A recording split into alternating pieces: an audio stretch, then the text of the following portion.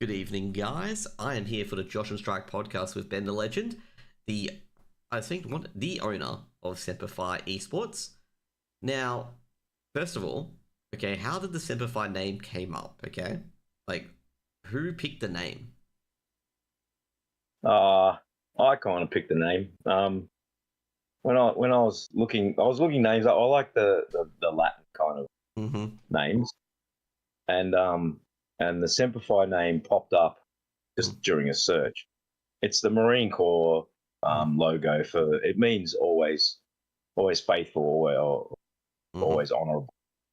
Um, and it kind of made sense. You know, it's a fighting game, and Marines are fighters, and they look after each other, and when they're together as a team, I don't know. It sounded good for me. Well, it's actually Semper Fidelis, Yeah.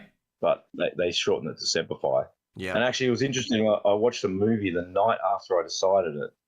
It's just a B grade movie, Mm-hmm. and one of the characters said to one of the other characters, Semper Fi. Mm-hmm. So I stopped it and took a photo. So I think that was an omen. So you didn't choose Carpe Diem, which means seize the day, or Caveat Emptor, which means buyer beware. I didn't choose any of them. No, Oh no, man, or Peter Fache on first instance. no. See, you're way advanced for me. I don't know. Nah, it's all I this know. it's all this law talk, man. That's all I'm gonna say. I know Natus Vincetti or something that's Navi. That So Navi, yep. Oh crap, I forget what yeah, Navi stands for, but either way. But I anyways, looked it up. anyways, what got you into esports initially as obviously a father of Savage? Yeah, yeah. So James Savage, Hmm. that's actually his last name. Not related to Justin. Yeah. We didn't know Justin at the time. James was about 10. He was playing Minecraft. Hmm. And he was very good at Minecraft. He'd go to all the holiday things. He was pretty good at it. And it's very similar movements, so that the mouse and the keypad is pretty much the same. Hmm. Yep. And and he started playing Counter Strike at about 10. So I used to make him play in the living room Hmm. on my computer, so I could see what he was doing. Hmm. And I walked past one night and saw him playing Counter Strike, and I didn't know what it was. I had no idea. So I said, what's this?" And he told me, and I started to investigate the game and have a look at it. And I thought, wow, this is a pretty cool game. So I love the teamwork. The main thing about it I loved it was the teamwork and the Hmm. amount of strategy and tactics involved in it. Yep. You know, it's not just a run around like Fortnite where you just run around, you know, just shoot everyone and the last one standing wins. It's Hmm. a real proper sport in my mind. So I let him. I said, okay, if you want to play that, you're playing. So, Yep. but I always, I always said to him, you know, you have to do school. Hmm. You have to play footy, because I was coach of his footy team 5, and you have to do cricket in the summer. So footy and cricket. So you got to go to training, you got to play on the weekends. Hmm. You got to do your schoolwork, right? Yep. And outside of that, you know, you can do whatever you want. If you want to play this all day, every day, you can do it. Hmm. But so yeah, that's how it came about. He started playing Counter Strike at about 10, and Yep. he was initially he was just playing DM. Yep. No, he's playing matchmaker Yep. on just on, and then he was trying to get to, I don't know, what is it, golden elite rank, to get the top rank. Yep. Yep. Yep. Global, was it global Global Eagle? elite. Global elite. Yep. Global elite. He's trying to get to that, right? So, and he started getting really good, and then we started asking questions because we knew nothing about the pro scene. Yep. So we were talking to a few people, trying to find out how does it all work, and they just said just keep grinding away. They mentioned Face It, then Yep. Face It came in, Mhm. so he got onto Face It, and then he started getting ranks in Face It, and went through all the different ranks there, and finally made it to FPL, I think, Pro. Yeah. Yeah. Yeah. FBL. Yep. Yeah, I'm a bit lost. I've got videos of him actually making. It's pretty cool. So That's pretty good. we'll release them soon. So, and then clearly he was playing against Inns and all the people that he looked up to, Yeah. Inns, Dexter. I think he even played with JKS a couple of times, and so he started getting noticed, and then when he turned 16, he got picked up straight away. So that's how it happened. He actually asked me when he was about 12 to take him to IEM Sydney. Oh, jeez. Yeah, he was 12, and he said, "Oh, Dad, can we go to see a big tournament in Sydney where all the pro teams are coming?" And I had no idea how big this was. So, Yeah. So I said, "Well, okay, yeah." So I booked tickets, B&B, and we flew there, and it was at Kudos Bank Arena, obviously. Yeah. And I remember thinking I thought it was just going to be a little LAN, a couple hundred people. And I remember walking in.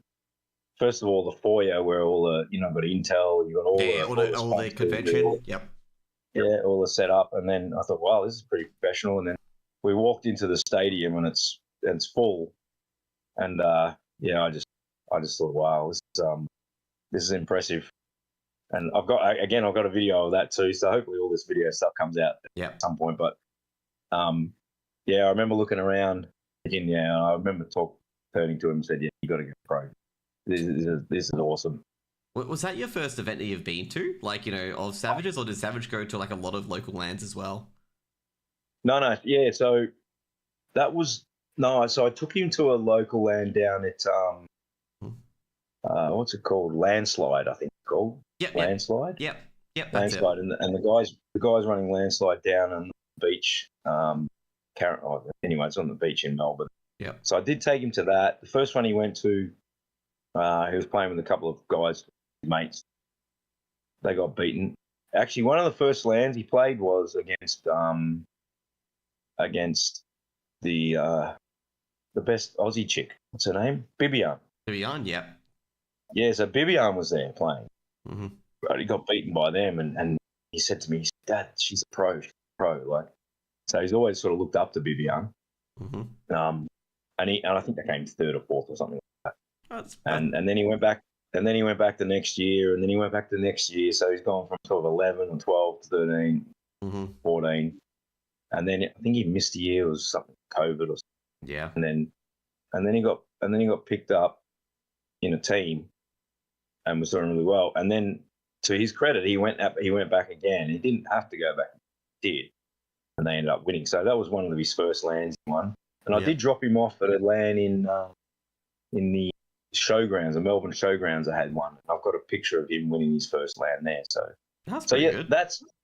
So when he said, "I'll go to Sydney," IEM Sydney, I kind of didn't realise how big it was. Like, I just thought it'd be something like that, maybe a little bit bigger, but I had no idea how big that was. I mean, you know how big it is, and we all know definitely. now. Yep. It's a different world, and I'm obviously a little bit older, so we didn't experience that well. I used to play Ataris and Gallagher and Pac-Man and stuff like that. Actually, going into that in particular, what do you do, like, as a career-wise in particular? So I was at Telstra as an account exec at Telstra. So I was corporate, looking after corporate. And then when James was about 3, it's hard work. Everything's hard work, but definitely long hours. So I wanted to be able to take him to school and pick him up and drop him off and do his footy training and all that sort of stuff. So I got out of Telstra and started my own.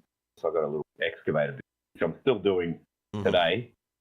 But hopefully we do well and we qualify for Shanghai, then I can not do that anymore. Oh, come on. You got to love those earth-moving businesses, okay? Because I was thinking about that, because I saw you out in the farm areas and regional areas. I'm like, does he own a farm or does he do land moving? Because, and that's what I was wondering. That's the Magpie video. Yeah, that one, yeah. Yeah. No, so I used to, so I was pretty good at motorsport. So that's where I grew up, in karting, and like, so I know Ricardo pretty well. I don't know Piastri. He was too young, but Weber and Ricardo I know.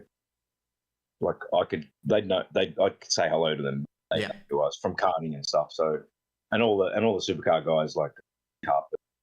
Oh, Jamie. were you a driver as well? Like, did you do like Yeah, V8s and stuff like that? Like, what events did you do? yeah, yeah. So I did that. I was pretty good at karting. I did the World Championships, and I went to Oscars. So the Thunderdome. So it's kind of like NASCAR. Yeah. My stepbrother went to Formula Ford when we were Mhm. younger, and obviously NASCAR Oscar died off, and the Formula Fords kept going. So my stepbrother's raced at Bathurst Oh, 10 that's or good. 12 times. Yeah, so that was my calling. Yeah, Well, what made you like was not motorsport. pursue it? Like in motorsports, was it just not getting in, or is it just other things took over? So yeah. Well, I didn't understand. I just thought if you were the best at it, you'd make it. But it's there's a whole machine behind you too. You got to have marketing, money, Mhm. you know. So I didn't realize that. So I didn't make it. But it's not about me. It's about James. But James, when he was younger, I took him for a little go kart drive because I could have got him stuff for free. Mhm. So I could have gone go karts and everything for free. Yeah. And I took him for a drive, but he spun out and crashed and had a big throwaway. He was only about 7. So I'm glad he didn't go down that path because it cost so much money. So when he decided Yep. to, want to go down this path as a pro esport Yep. gamer, he'd ask me for a new mouse. It cost $150. Deal. He wanted skins for his birthday. Well, Yep. Yep. what do you want for your birthday, James? He goes, oh, can you buy me I didn't even know what a skin was, right? So Yep. I bought him a skin, and it's much cheaper to get. Yeah. But Definitely. it's a very similar in terms of the people who make it is the same as motorsport. It's the top. It's the same as any sport. Yep. Only the top 1% make it. Like it's hard work. He puts in. Josh. They put in a lot of hours Oh, to get definitely. to the skill level they get to. They don't just And And James only ever played Counter Strike. He mhm. didn't play any other game. Because I was thinking Yeah, about it it in was particular because one of the NFL players quoted this. So actually, I think it was one of my self-help guys I follow who's like real down to earth. Like he's not one of those guys that fluff up stuff. He basically said like, as a NFL player in particular, like he used to do boxing. He was just like, there's likelihood if you play NFL at high school that you may never play against a pro player. Like it's that minute. Like yeah, the percentage, I think it's like yeah, you have more chance of getting struck by lightning twice than becoming a yeah, pro player. yeah. And I think it's similar in esport. Mm-hmm. It's just that there's there there are a couple of tenths, not even Mm-hmm. maybe a tenth of a second, just a little bit faster with their mouse, bit quicker with their keyboard. Like they're just Yeah. it's something that you've either naturally got or you don't. You Yeah. can work really hard at it and do okay out of it, but Mm-hmm. guys like Nico and Simple and Donk Yeah. and those sort of guys, they're naturally talented at it. Yeah. You can't teach that. You've either got it or don't. I think overall, like I disagree with that kind of, but there's two sorts of players in the esports scene, and you're correct, and there's some talent involved. There's people who've got talent, and there's people who've worked really, really hard, and you can tell between the two particularly, Yeah, especially in yeah, games where they'll say they're down 6-12, okay, and they've got to make up 6 rounds to get back. You can tell the ones who put in the hard work because they'll grind that chain to get it back. And then the people who are talented, where like when that happens to them, they may go into their shell and whatnot, not know how to deal with it. But I think it's a yeah. combination of both. What do you think? Oh, yeah. Yep. Oh, yeah. Oh, for sure. I Yep. mean, if you've got, I mean, when I talk about Yep. Yep. that last percent, I'm talking about blokes that have got the natural talent and put in the work. So they're your Simples, they're your Zywood, they're Nico's, Donk. Mm. So, but then you've got the ones just under them, like that put in even more than those guys Yeah. to some extent, and they'll never be a Nico but they put in that much work that they are that good at it, and they're still very, very highly talented. Oh, Talking, it's a difference between Max Verstappen, say, and I don't know, Alex Albon. Like, they're pretty close.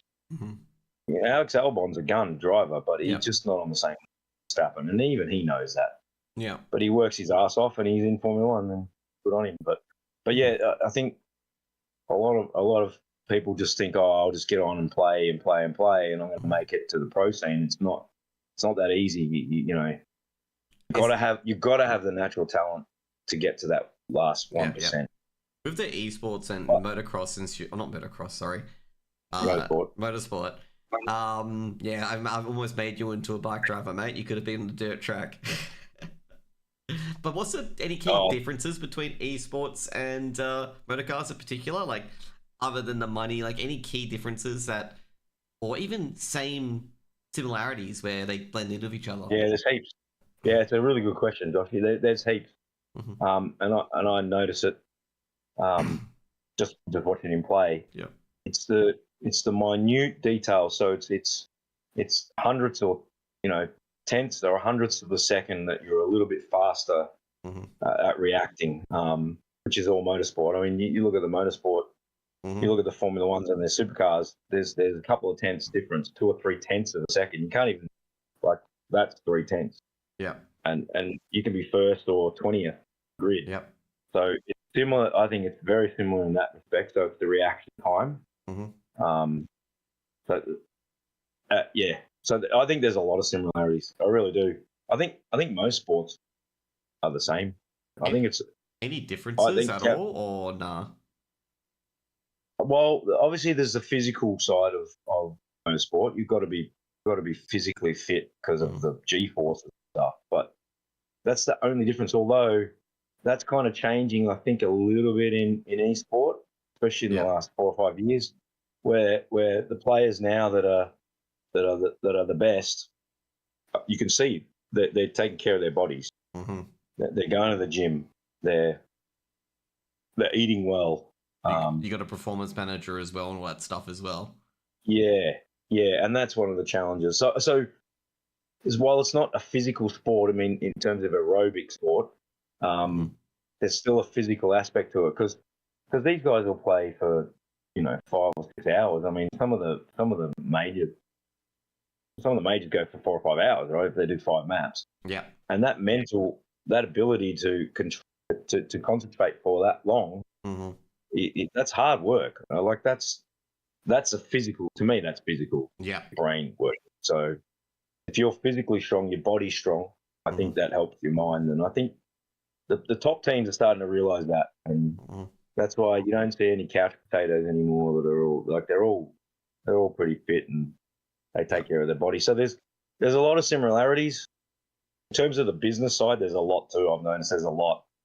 I think esports is going through something that motorsport went through, and even AFL in the 90s and that, where the teams are trying to get sponsors, and they get sponsors, and then they burn the sponsors, and sponsors never come back to the sport. It happened in motorsport. Trying to sort out the business models. How do you set up a team so that it's sustainable long term, that sort of stuff, without winning major events and things like that.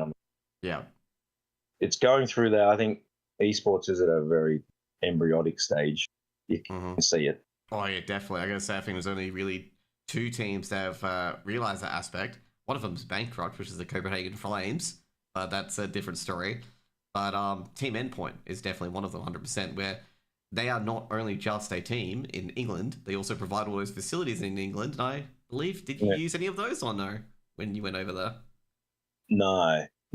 We we didn't. No, we I think we nearly did, but we ended up deciding to do a boot camp in Latvia, just because 2 of the boys have got from Latvia, so it was a bit cheaper. For some reason, I thought you guys were in Sheffield for some reason. I must have been getting the wrong team. So that's LFO. So LFO would. But then when James moved to the UK. Well, should we talk about why James was even there? Yeah, we should. Let's go for it. With the move to Europe in particular, okay, and obviously going to the UK, what triggered that move initially? Was it more of let's go to Europe, see how we can go there, more opportunities, or was it more any different reasons for it? What's that for LFO? Oh, for James in particular, going and staying in Europe. Oh yeah, okay, yeah. So James got a, he played for GG Howe, the Chinese org. Yep. He got picked up by them, Mm-hmm. and he was over there for about 3 to 4 months, and then there was some issues with the contract. Him and King is the other guy who's obviously on Semper, but Yep. That's where I met King, but Yep. there was some issues with that, and then so James came back to Melbourne, Mm-hmm. and he ended up getting a job here, and Mm-hmm. and he's got a girlfriend, stuff like that. So he was kind of content, and he was just going to just play some local teams here. I mean, really at the time there was only FlyQuest. That was the only team that was getting paid. Vertex stopped. Mm-hmm. Rooster, I don't think. Yeah, Roosters, that bedroom org. Yep. Yeah, so really the only team. So James was just happy to sort of chill out. He was still going to play, and we were sitting on the couch.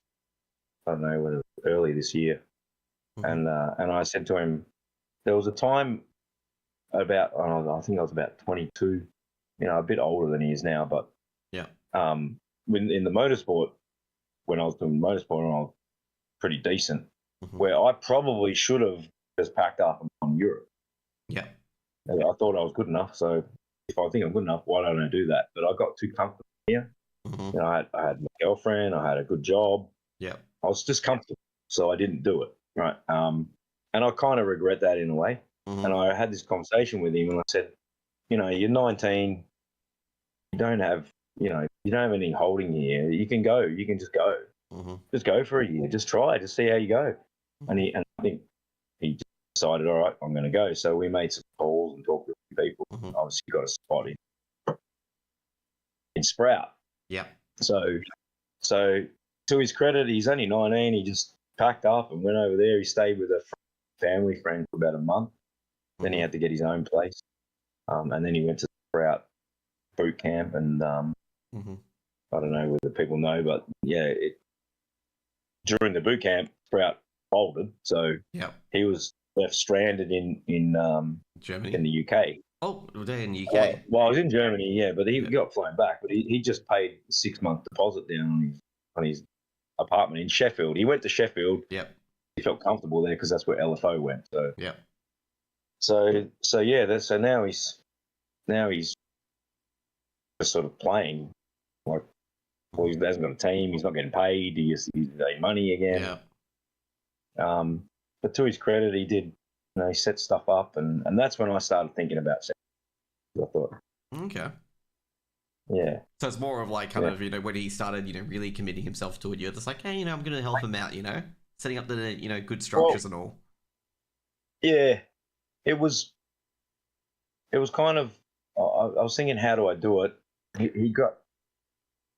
I just thought, I'm sick of him. It happened to him a couple of times. Mm-hmm. What happened to him a couple of times, or like?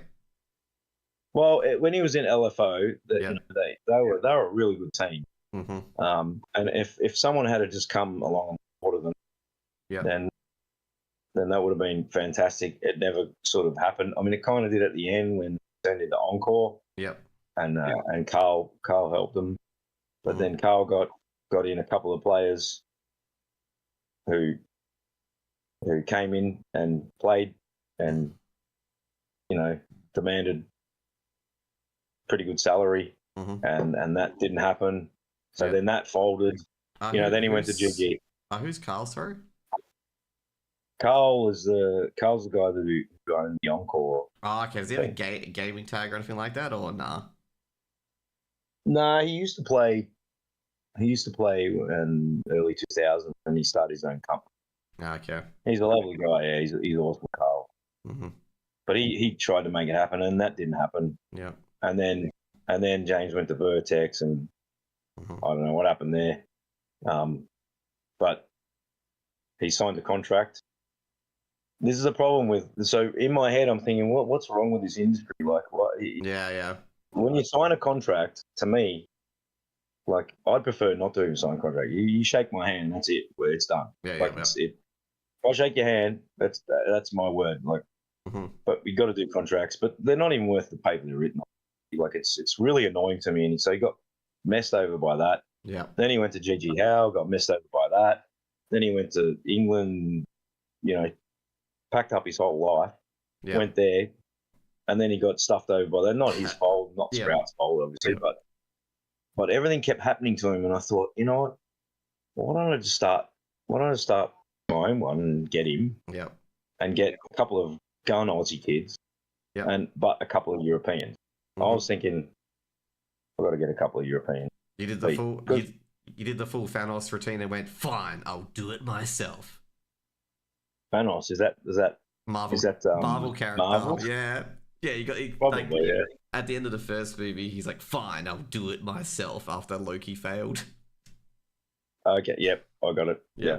But Thanos was evil. I'm not evil. Oh no, I'm not saying you're evil. I'm just saying like that. Like that's it. I hate dealing for other people. I'm just gonna do it myself now. Okay. Yeah. So that's where it started. And I talked to you, said, what if I could start it myself? Let's start a team. Let's try and beat FlyQuest or challenge them at least. A bit like what Vertex did. Vertex nearly got there. They were close. And even Rooster got better and better. I love Rooster. I admire Rooster in a way because they stuck together, those five for a long, long time. Yeah. And I don't think they were getting paid. They never know. No, I don't think they were getting paid at all. Yeah. And they trusted each other and they stayed because they were always third or fourth to FlyQuest or Renegades at the time. LFO or Encore, and then even Vertex, and then it was Rooster, right? Rooster always fourth. Yeah, but they just yeah, it was just a Rooster was like an interesting one because before Savage came along, Rooster was seen as the outsiders, and not many people liked them too much. But they really proved themselves over time to be like a real loyal squad in particular. They were, yeah. Like they had Chelios, I think they had Nedic on for a while. The funny thing is, the most recent new player with that 80k roster was, funnily enough, ASAP. Okay, which I didn't I didn't believe that at the time, but I'm like, oh yeah, they always had 80k, but ASAP is there. Yeah, he is the newest person on that roster. But yeah, so I just thought it's a good way to start something and try and compete against them, and maybe create an org with, I don't know, a bit of honor, So that's. But I always thought to compete, I love the idea of getting a couple of Europeans. Yeah. And I do talk to Eric Wendell, who's the I'll find his name. I do know who you're talking about. He's the NIP Ninjas CEO. He's a NIP. I think he's the ex-NIP CEO. I'm trying to remember. Oh, no, still director at NIP actually.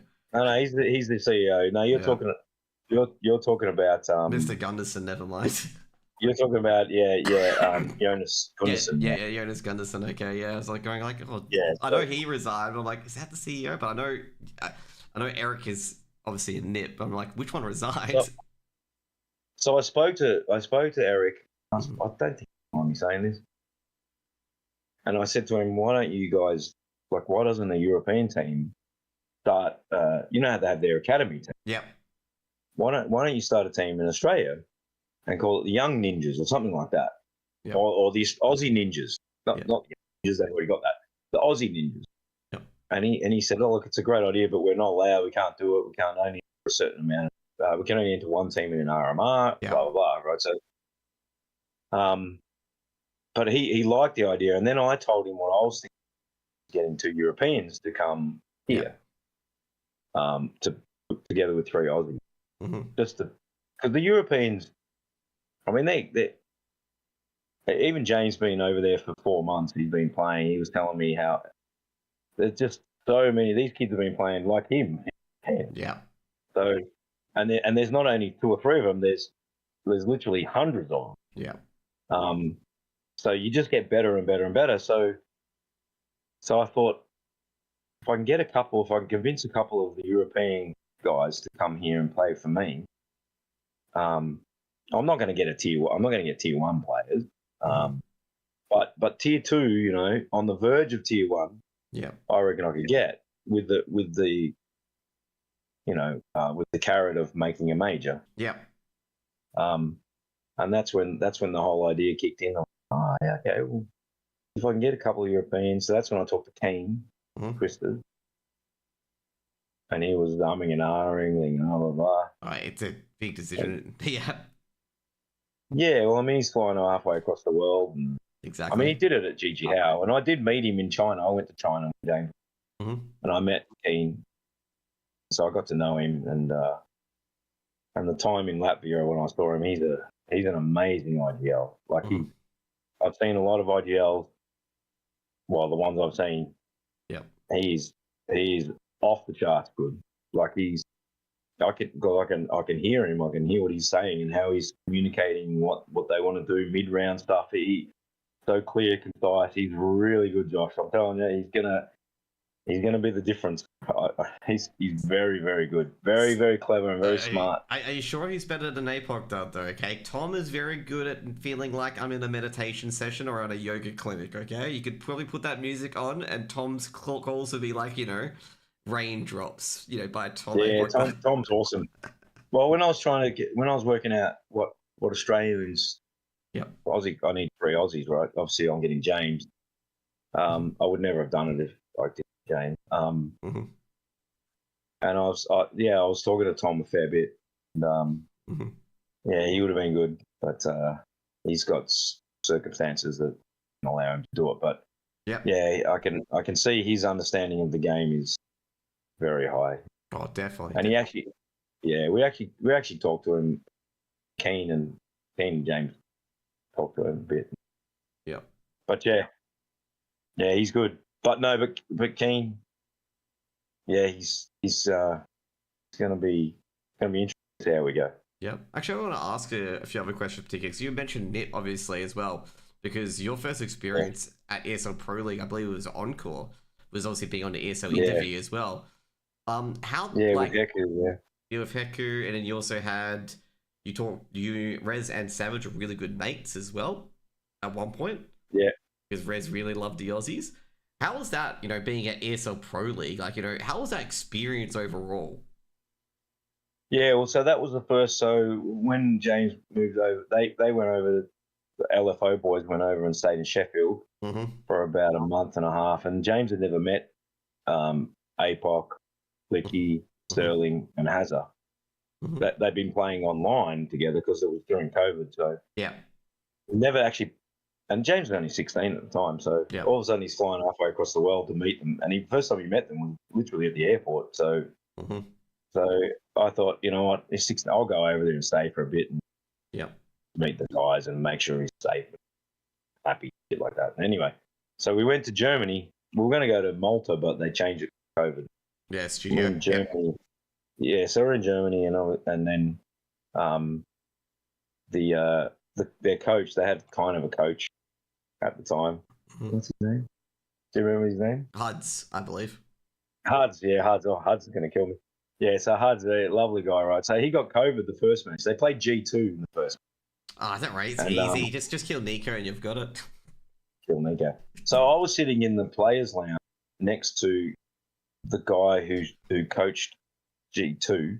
Yep. After that, I forget his name. Is it Swanee or something? I was going to say, was it Swanee? I'll double check, but I think it would have been Swanee. G2 Swanee. Yeah. Because obviously G2 went through a lot of coaches. I'm just like, which one at this timeline? But I think it would have been Swanee, I'm pretty sure Swanee. He's a young guy, and he was sitting next, just me and him on the couch watching G2 versus, obviously, LFO. And I was going nuts. And I was saying to this guy, whom I didn't know at the time was the analyst. Yeah, he was. Swanee was the analyst at the time, but yes, you're correct. Yeah, and then I think he became coach anyway. So I was giving him heaps of shit about we're going to beat you. He ended up not. They did all right, but then Huds got COVID, so then the boys said, "Oh, you should stand behind us," and I thought, "Oh yeah, well, that's what flag." Yeah. And then we beat Ninjas in the first, I think the first map Overpass. We beat them. And that was their map pick, and that's when Heku came up and wanted to interview me, and then we ended up losing to the Nip. But the next morning, we were walking around and everyone saying, "Oh, let's see what happened." Mm-hmm. I had no idea. I didn't even have a Twitter account, so Oh, it was jeez. really interesting because I'm getting into the lift with with Munnessy and stuff, and Munnessy knew who I was. That was weird. Like I'd known these guys, Nico and all these guys. It's more like being I'd starstruck. been watching them. Oh, I was starstruck. Yeah, it Yeah. was great. They knew who I was. I didn't know how Mm-hmm. because I didn't have social media stuff. So, Yeah. but it was so cool. And then I obviously met DJL. That's right, him. Have you ever talked to It was fun. DHL about his stand-in performance for Gamer Legion ages ago? Because I think it was before that. No, I haven't. No. Okay, so DJL stood in for Gamer Legion during the relegations because I think Gamer Legion went for a big change, and they need to have a core 3, and the problem is they only had a core 2. But DJL was the coach, and he was there during it, and basically I'd say probably saved Gamer Legion in general. Yeah, wow. And DJL put on a pretty decent performance to keep them up in the ESA Premier. Yeah, wow. Yeah, well, he obviously knows the game really well. He was actually really nice at the time. I talked to him. I asked him to come in and chat with the LFO boys just about how a Tier 1 team operates. Mm-hmm. So Daniel came in and talked to him for an hour. He didn't give any away. Yeah, of course. So we got on really well. I actually spoke to DJL about 8 months ago when I was talking to him about doing something like this, starting a stream. Yeah. Because he left NIP, and I said Daniel, why don't you come down to Australia, mate? You live in my job. Let's put a team together. You coach him. We'll make a major. Like he's umming and ahhing, and now he's at freaking Talent. Like that was my idea. You can't copyright that, man. I did a law degree, Ben. I don't think you can go after the cease and desist. You can't be able to tell them to knock at the door going, cease and desist. It's my idea. Well, see what happens. I got into trouble for a tweet that I put out about Talent. No, we're not gonna talk about it because I even told you off about that one in particular. But you know what'd be funny? You did, I saw that. You know what'd be funny if Talon has to go offline, and I'll be like, Ben was right. Cease and desisting actually does work. See what happens. Hey, it's going to be interesting. It's going to be interesting. Like I gotta say with the RMR, Asia RMR in general, it's gonna be a very interesting BO3, especially as long as the seedings aren't all messed up and like Talon and Semper get into a BO1, which is gonna be like, Hopefully that doesn't happen. Yeah. It'll be bad for one of us, I guess. I mean, definitely. It'll be bad for one of us. Probably bad more for them, but. To be fair, I think it'd be bad overall for the scene because you got a really good game. Yeah. Like it's just for example, during Esports World Cup, I'm not sure if you knew this or not, but they had Rare Atom versus I think it was Chinggis or something like that, and they also had Tyloo v Lin Vision. Yeah, that's right. Yeah. Oh, there was a Rare Atom v Mongos and Tyloo v Lin Vision, and they chose to cast a Rare Atom game, and I'm just like, bro, he doesn't know Chinese CS. Yeah. But yeah, so. We'll see what happens. Look, I think it'll be all right, but I think we'll both get through and we'll have a bit of fun with Rooster and all the boys, Vanty. Oh, definitely. Let's get to our first subject actually for the podcast, which is who is Semper Fi? Who is in your team? So, can I quickly have a quick break? Yeah, sure. Toilet break. Yeah, you can have a quick toilet break. Okay. You're gonna have to cut that out. Oh, I can. Is that cool? Yeah, it's all good. I'll be 1 minute, Josh. Yeah, it's all good.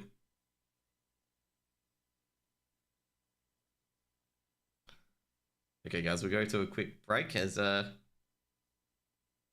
takes a break. Once he's back, we'll be all good to go. As on YouTube, you guys won't hear this at all, okay? Yeah, I guess the interview took 40 minutes. Okay, that's probably why. Nah, you know what? I should just keep this in anyway. But anyways, so far it's been really, really good. I actually got to learn a lot. I didn't know Ben was into motor vehicles, motor cars, stuff like that, and go-karting. I always knew that with go-karting in particular, that if you want to get into F1s, you have to do go-karting and then get into the cars and then he goes elsewhere like that. I didn't know he was into that in particular. You learn a lot about people in general as well. Like, people take a lot of different winding roads in life. Like, he was an exec in Telstra. Then he went, he was also in motor cars as well, go-karting. I guess the ads with Telstra here everywhere, man, is literally true in a way, because now he's doing like earth moving and stuff like that. It's just like, jeez. It's quite a journey, okay? Like, most people think that, the older generation has gone to one job and that's it. And it definitely isn't like that. Like, Ben's had an experience, and now he's into helping out his son with esports. Like, it's kind of like script in a way, where like you didn't think scripts like would be like, when you think a lot of CS players, you don't think that they would be top tier sporting at background in particular. And like scripts like bowling to like Virat Kohli and Steven Smith and stuff like that as well. It's just like, holy moly, like that's how blown away I am. Like, how different stuff people go for and whatnot. And if someone interviewed me, it would be like, yeah, Josh, what did you do? I played games a lot. I'm good at maths, and I'm a financial advisor. And everyone's just like, yeah, it's probably pretty typical for him, okay? Or it'll be like, fucking nerd. But yeah, it's been I learned a lot. Like, shit. I'm just amazed. Like, sometimes you just learn like incredible things about people in general. Like, yeah, I just like doing this sort of stuff in particular. Like, when I did my podcast, I was just sitting there being like, I have no idea what I'm doing, and I'm just like sitting there like, do I have to really have any idea of what I'm doing? Like, really? Like, no, I don't. I just have to do whatever. So yeah. So yeah, just been really, really enjoying it in particular. Now I know. I think Mav started their own podcast as well, and that's going to go really well. But I think it's probably something that Australia probably needed for a very long time, is just someone to really highlight the scene and just humanize the scene. We're all good to go We're back. back. We're back, Joshy. We're back. Now I was just talking about overall, like, the stuff that we learned about you and stuff like that. I might actually keep it in for the YouTube video, because, like, let's just say for your journey in particular, you've gone from go-karting and motorsports, Telstra exec, land moving, esports. It's like a crazy journey. Well, I also was a professional poker player for a year. Oh, I think we should have stuck with the interview, okay? How did the professional poker player playing go before we get to Semper Fi? Like, how did it go? Like, well, what did you learn? Yeah. I did really well. Mm-hmm. I did really well. Yeah.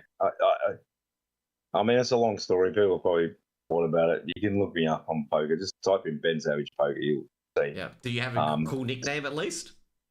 No, it's just Ben Savage poker. Oh, come on. We need a cool nickname, Ben. You know what? If you ever get back into poker, we are making a cool nickname for you, okay? Like, you have the aviators on and just be like the assassin, okay? The cowboy. Well, the name Savage is pretty cool. I mean, that's why James called himself. That's why James called himself Savage, because it's a cool name, right? So we had no idea about JKS. Mm-hmm. No, like zero. He was only 10. We didn't know JKS. JKS was Renegades like that. So he used to call himself Jedi Savage. He played Minecraft, but when he did Counter-Strike, he goes, I can't say Jedi Savage, too young. Yeah. So he just cut it down to Savage, big S, V. But it was just because it's his name. It wasn't JKS. Yeah. But no, there's no nicknames in poker. You just who you are. Yep. So let's just get back. I lost. Sorry, go on. No, let's get back on track with Semper Fi. Like, what's the roster? Who's the coach?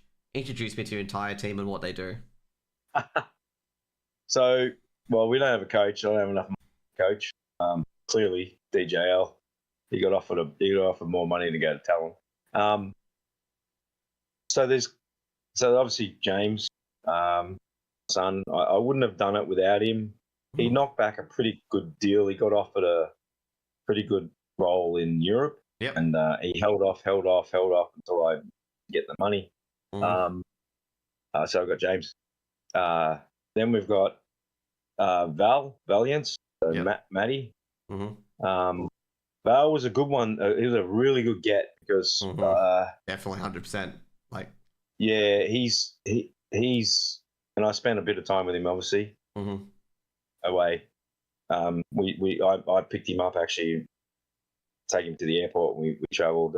yeah, Got to know Matty really well. He's quiet, but man, he is sharp. He's super sharp, and he's quiet, but really really clever. And it was a perfect timing in a way. In fact, I think Conky said to me, oh, I was looking for players. I need to get 2 Aussie players. Who do you recommend? And he mentioned Value, Matty, because he was coming back because he did quit for a little while. yeah, Yeah, he did. He did. Yeah, I would have recommended Valiance 100% as well. Like, if you were looking for anyone. yeah, yeah, and I can see why. Like he's, and talking to him on the plane and all the time I spent, he when he was in order, they were really close. In fact, they qualified a couple times and got called off. Like he's been really really close to making majors, and probably should have a couple times. And especially he had a couple of big battles with LFO, the order LFO battles where LFO just pipped them. So kind of, it was awesome in a way. It was almost fate and destiny that we got him. Yeah.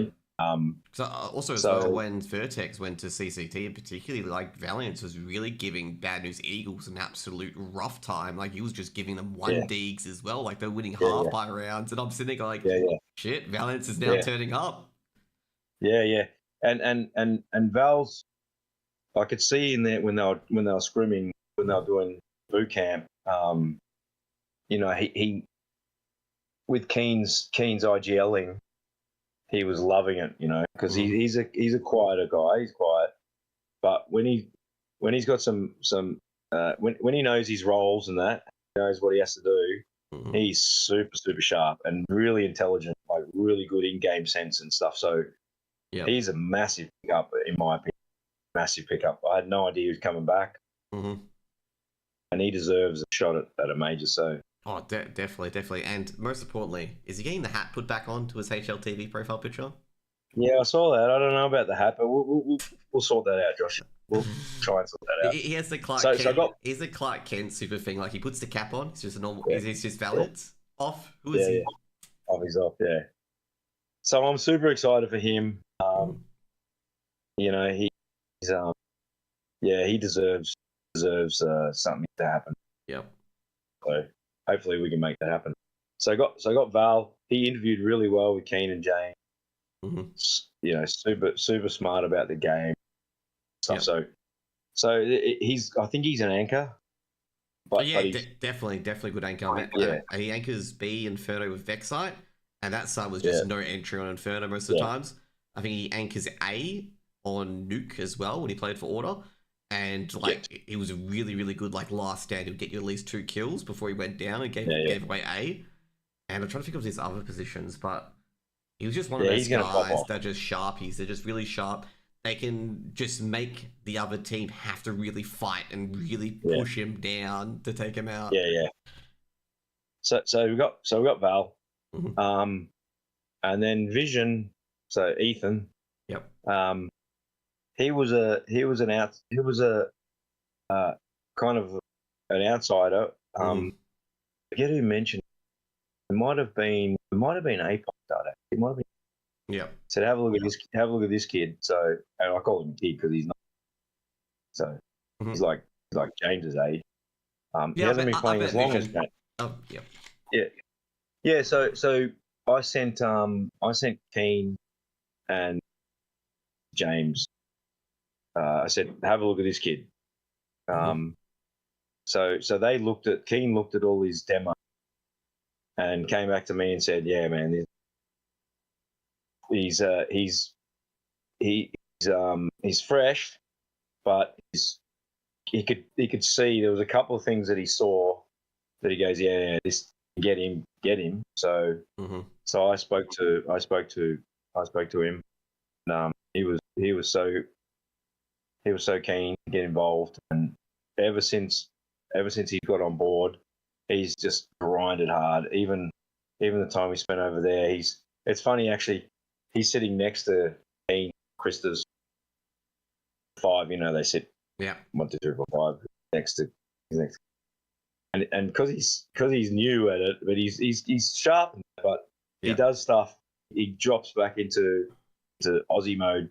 Yeah. Keynes looks at him, gives him funny looks, and goes, "What the hell was that, Nathan?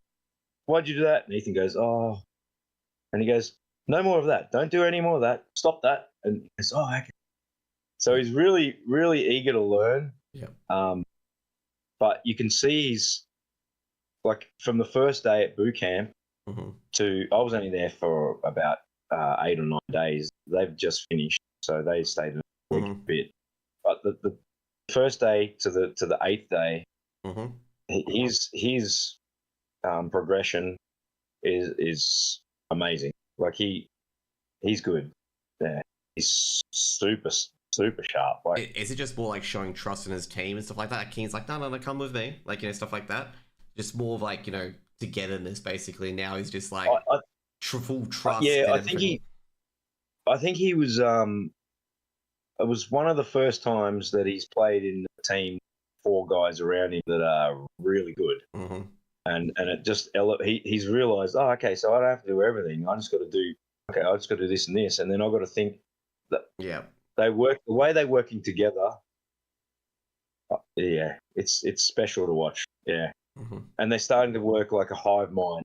Yeah, which Keane always talks about, and vision. Like there was one round. It was 1v2 just before I left. Yep. And we were playing. I think it was Bleed Hampus in it. Oh yeah. Cassard's coach. Yep.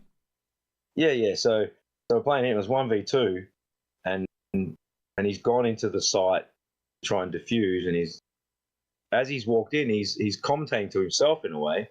He's going, okay, there's going to be one here, one there. He walked in and went bang, bang, took him out, defused. Keane said to him, see, that's how you do it. Love the way he's thinking. You're thinking about the game. And so Keane's teaching. Yeah. And he just picks it up really quickly. He's a clever guy, and super sharp mechanically. I gotta say, it's very heads up plays. Like, okay, he's gone through in his head like where they've cleared.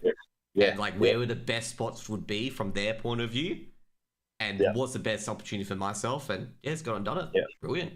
Yeah, and he's picking that up because I think originally when you first get there, you kind of play as an individual player, not so much as a team, but they're working really well as a team. So really lucky to pick him up. He was with Vantage. Who was he with? Vantage. He was with Vantage. Yeah, So I did speak to a couple of the other boys too. That's a whole different story. But I think what's happened has been the best thing that's happened. Like, I really do. Yeah. And then so Keane came about. So I got those two Aussie boys. So Keane came about because I said to James, we need an IGL. We need a top class IGL. Yeah. And he said, well, what about Keane? I thought, oh, well, I don't think yet. Keane was trialing Tier 1 team. Yeah, exactly. So, I can understand that. It's just like basically I was trying to suggest stuff before the talent lineup because I knew the talent lineup 2 weeks before it came out. And I'm like, let's find AWPers that are not signed to an org because I didn't want to say who it was. And someone was like, to me, like, why would you suggest Warro 2K? And I'm like, he would never play in a Tier 2 team. I'm like, I'm trying to find AWPers that are free agents, mate. I know who's coming.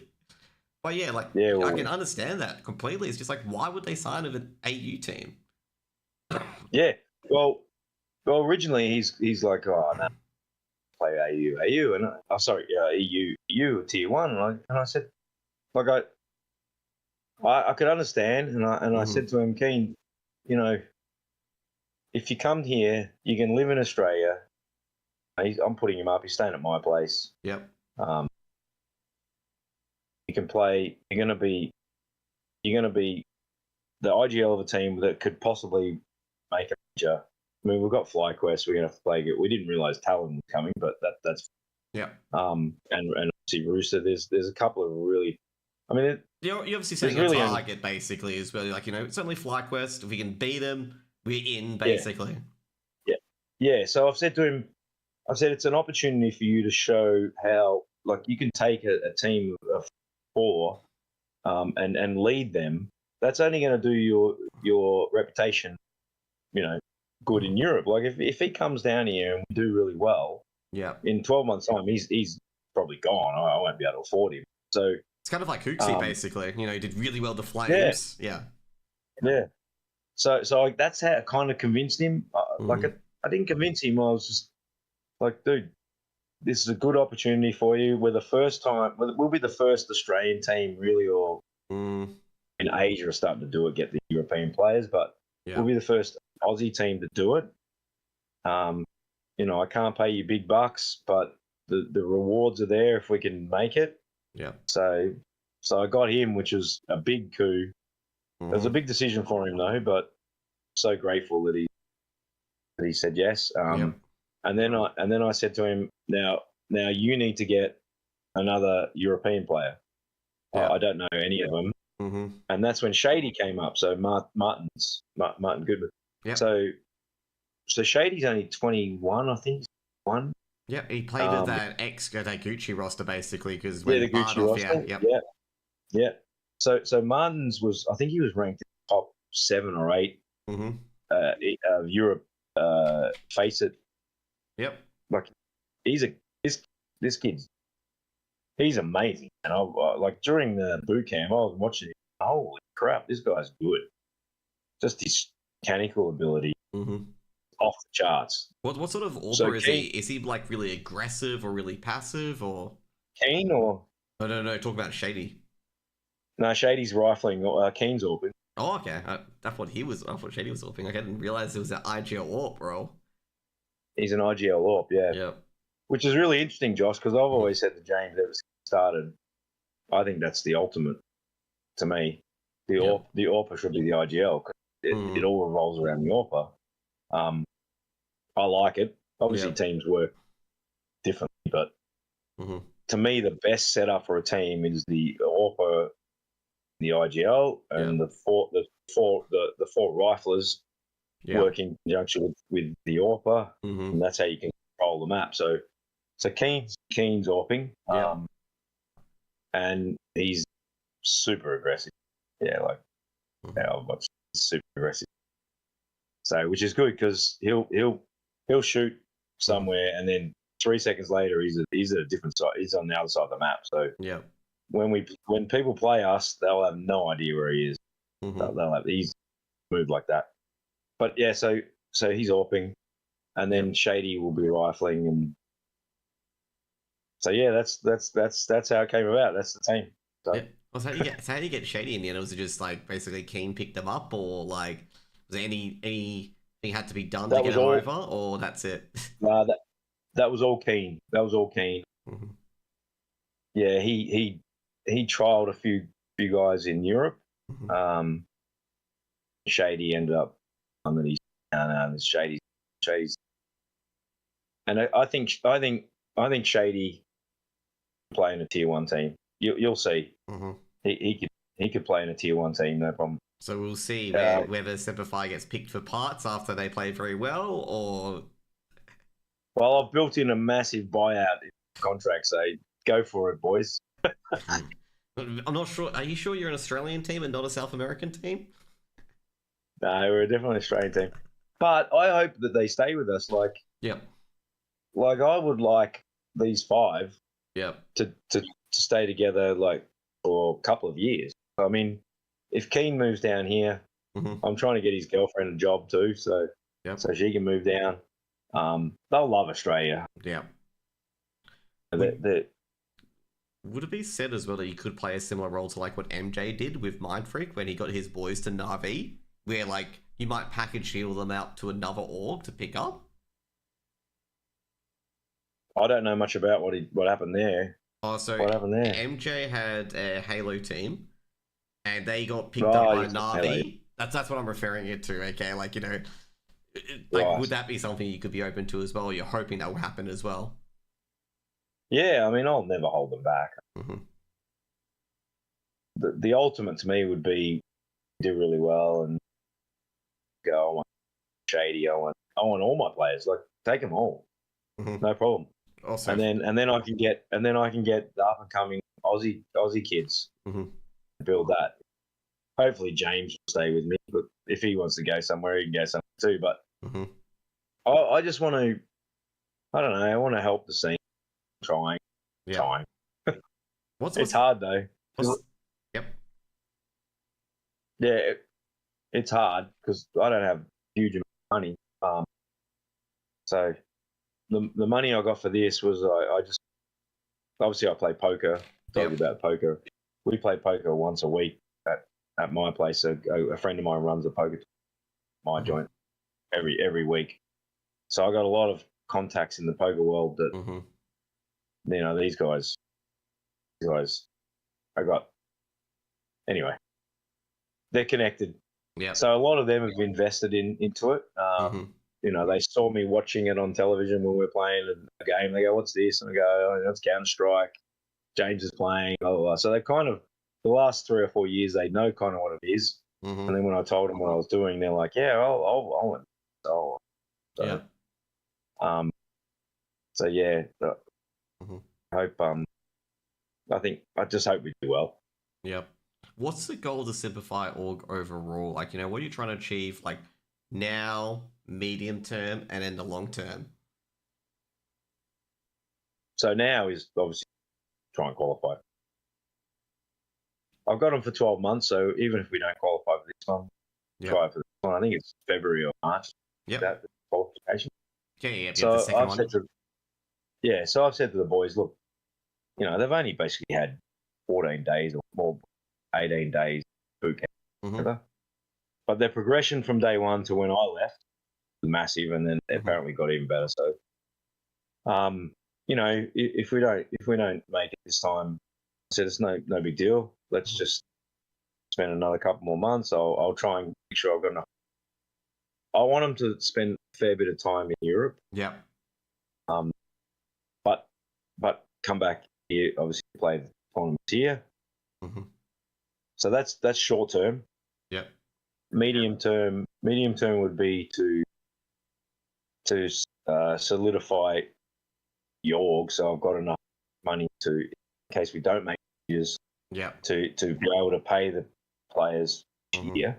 You know, they're not getting huge, but they're getting enough to better than working at McDonald's, right? Yeah, exactly. So I want to be able to do that, sustain that, and then long term would be to bring all the players through and then sell them off to Europe. Like, why not? Yeah. With the leagues in particular, are you guys going to be playing in ECL Australia, or will you guys try to go your hand at ECA Advanced and play the Tier 2 tournaments in Europe? I reckon a combination of both. That'll be really up to the boys. I have to talk about that. Yeah. Okay. But I want them to be able to. I want them to be playing in Australia. So a bit of both. Ideally, I can see 6 months Europe, 6 months Australia. Yeah, because that's how I see it. It's just like I say right now. It's just really hard to, because there's so much benefits of being in Europe, but also at the same time you got the Australian players. Like, would it be an ECL too? It's I gotta say right now. I could imagine Talon coming up with the same choice as well. Like, you know, that going in their heads of where to go. Yeah. Well, Talon coming in is really. It's great for OCE. They're obviously a highly successful org. Yeah. With a bit of money, and the fact they're backing, you know, Nedic and who's put in heaps, and Hazza, who I love Hazza. Obviously, I've LFO. Yeah. Jared's he's a beautiful kid, and his parents they're beautiful. And then Christian, I hadn't had a lot to do with. I spoke to him a little bit. He seemed like such a beautiful person. Like so those three, they deserve this opportunity. 100%. They really do. Yeah. And the fact that Azza's come back to help them is awesome. I wish JKS had come back. Dexter's come back and helped, obviously. So the only one we need now is JKS. So if he wants to come and join us, I'll kick out Keen. Sorry, Keen. But you need an IGL. Yeah, well, you know, if we get JKS, mate. True. Maybe he can get Hooksy now as well. Okay, he's unemployed. You can get him back in the team. I can get Hooksy. Yeah, I get Hooksy. Yep. Who was it? Yeah, who can go? But look, yeah. So that's long term. I'd Mm. love to, and I'd love to. Like, I love motorsport, so I'd love to open up a simplified sim racing. Yeah. Love that. Oh, actually, I got a lot of yeah, sim racing. Like, what got you into that? Is it obviously the go karting stuff, or was that a part of the like, when you did go karting, you saw that as well? Yeah, so interesting. In 2000, so 99, 2000, Mm-hmm. 25, 24 years ago, Yep. the internet had started like a couple of years earlier. There was a motorsport game called GP2 called, Yep. and it was the closest sim formula. And when I went and lived in London for a couple of years, I bought a franchise from a guy from Switzerland, started up first ever world championship Formula One using GP2. So I bought a franchise off him to put two drivers in. Obviously I was driving, Yeah. my stepbrother was driving, and we used to have to do the race by ourselves, zip the file up, send it to him. So I kind of saw that the sim stuff was going to be big back then. Yeah. But nothing ever rated. We nearly got a meeting with Bernie Ecclestone. Actually, we're probably one or two people away from getting a Bernie Ecclestone. Oh, dude. So this is what you're talking about when you talk about these 100th of a second every time. Is that, if you're just a bit quicker, Bernie Ecclestone. Who was he again? I just want to know who he is before Bernie everyone else. Ecclestone was the one that ran. He was the head honcho of Formula. So head honcho Formula One. Jeez. Yeah, he ran Formula One basically. He made it what it is today. He's not doing it now, but Yeah. But so I kind of knew that sim stuff. So I went sim racing, and the sims now, like the Formula One sims now are just off the chart. They're so close to the real thing. So when James was doing this, it's not a sim. Yeah. Run around, jump around, but it's a similar skill. Yeah. It's the same skill. It's just speed, quickness, reaction time, minute little details. That's why they're a bit better. It's a skill. Yeah. To me, it's a sport. It's Counter-Strike to me. I love AFL, but Counter-Strike to me is one of the greatest sports that I've ever seen. Like it's off the charts, amazing. Yeah. The excitement. It's easy to understand. It's a bit like chess. Yep, definitely 100% agree. So it's easy to play. You can learn how to play it pretty easily. Like the pawn moves here, the horse moves here, the castle moves there. So you can play chess, but then you can play chess. Like so, Counter-Strike similar to that. There's you can learn how to play it. You can learn, So that's what I love about it. You kind of never you never reach the pinnacle of it. You can always learn more. Always. Yeah. Oh, definitely. And that's Counter-Strike to me. Yeah. Yeah, definitely. And I love watching all the different. Sorry. Definitely love Counter-Strike. The most chess piece I compare to, like the chess piece that's most similar to Counter-Strike, is the AWP being the rook, because it just locks down a certain angle. The rook. And anyone goes in that row of column, off the fucking field, mate. Like. Yeah. Punish. Yeah. Well, see, I'd go the AWPer as the queen. Oh, true. You can do that as well. It's like, head feet. Any way you want. Anywhere you want. Yeah. And then the queen's got it. The queen's got his, her got her rooks and bishops and stuff. Yeah. They're the rifles, right? Yeah. So I kind of knew. That's why when James started playing this, and I saw the thing in IM Sydney, going, wow, this is massive. And all the investors I've got involved with Semper, I've shown them this stuff. I've shown them videos, and like this is big. This sport's big. This is bigger. The thing I love about it is, unlike Formula One or AFL or any other really traditional kind of sport, you can watch the best. You can watch Cologne. It's on there, so you can go and watch Cologne. You can watch the best players in the world play this game. Yeah. And then straight after that's finished, you can log on and you can play exactly the same game that they were just playing. Yeah. Like literally the same game. The same map, same gun, everything's the same. You can't do that with Formula One. Yeah. Like how many people can hop into a Formula One car? Now the Sims are getting close, Yeah. but that's why I think it's so attractive to audiences, because they can go and play it themselves, and then when they watch these guys, they go, "Wow, these guys are that good!" Like, I was wondering, could this lead, like, obviously everyone getting excited about, especially your poker group and the people you know in the poker industry, could this lead to like many different sponsors within the poker industry coming in? Because I know, like, previously, like, when one sponsor came in, like, for certain industries, the rest followed, like energy drinks, for example. Could that lead the same thing for you, where you pull in more sponsorship if it does go well, or if it does look really good? Yeah. I got heaps of contacts that put me in touch with, Poker Stars, Full Tilt. Full Tilt's gone, but all the poker sites. Yeah. I mean, even yes. So yes, the answer is yes.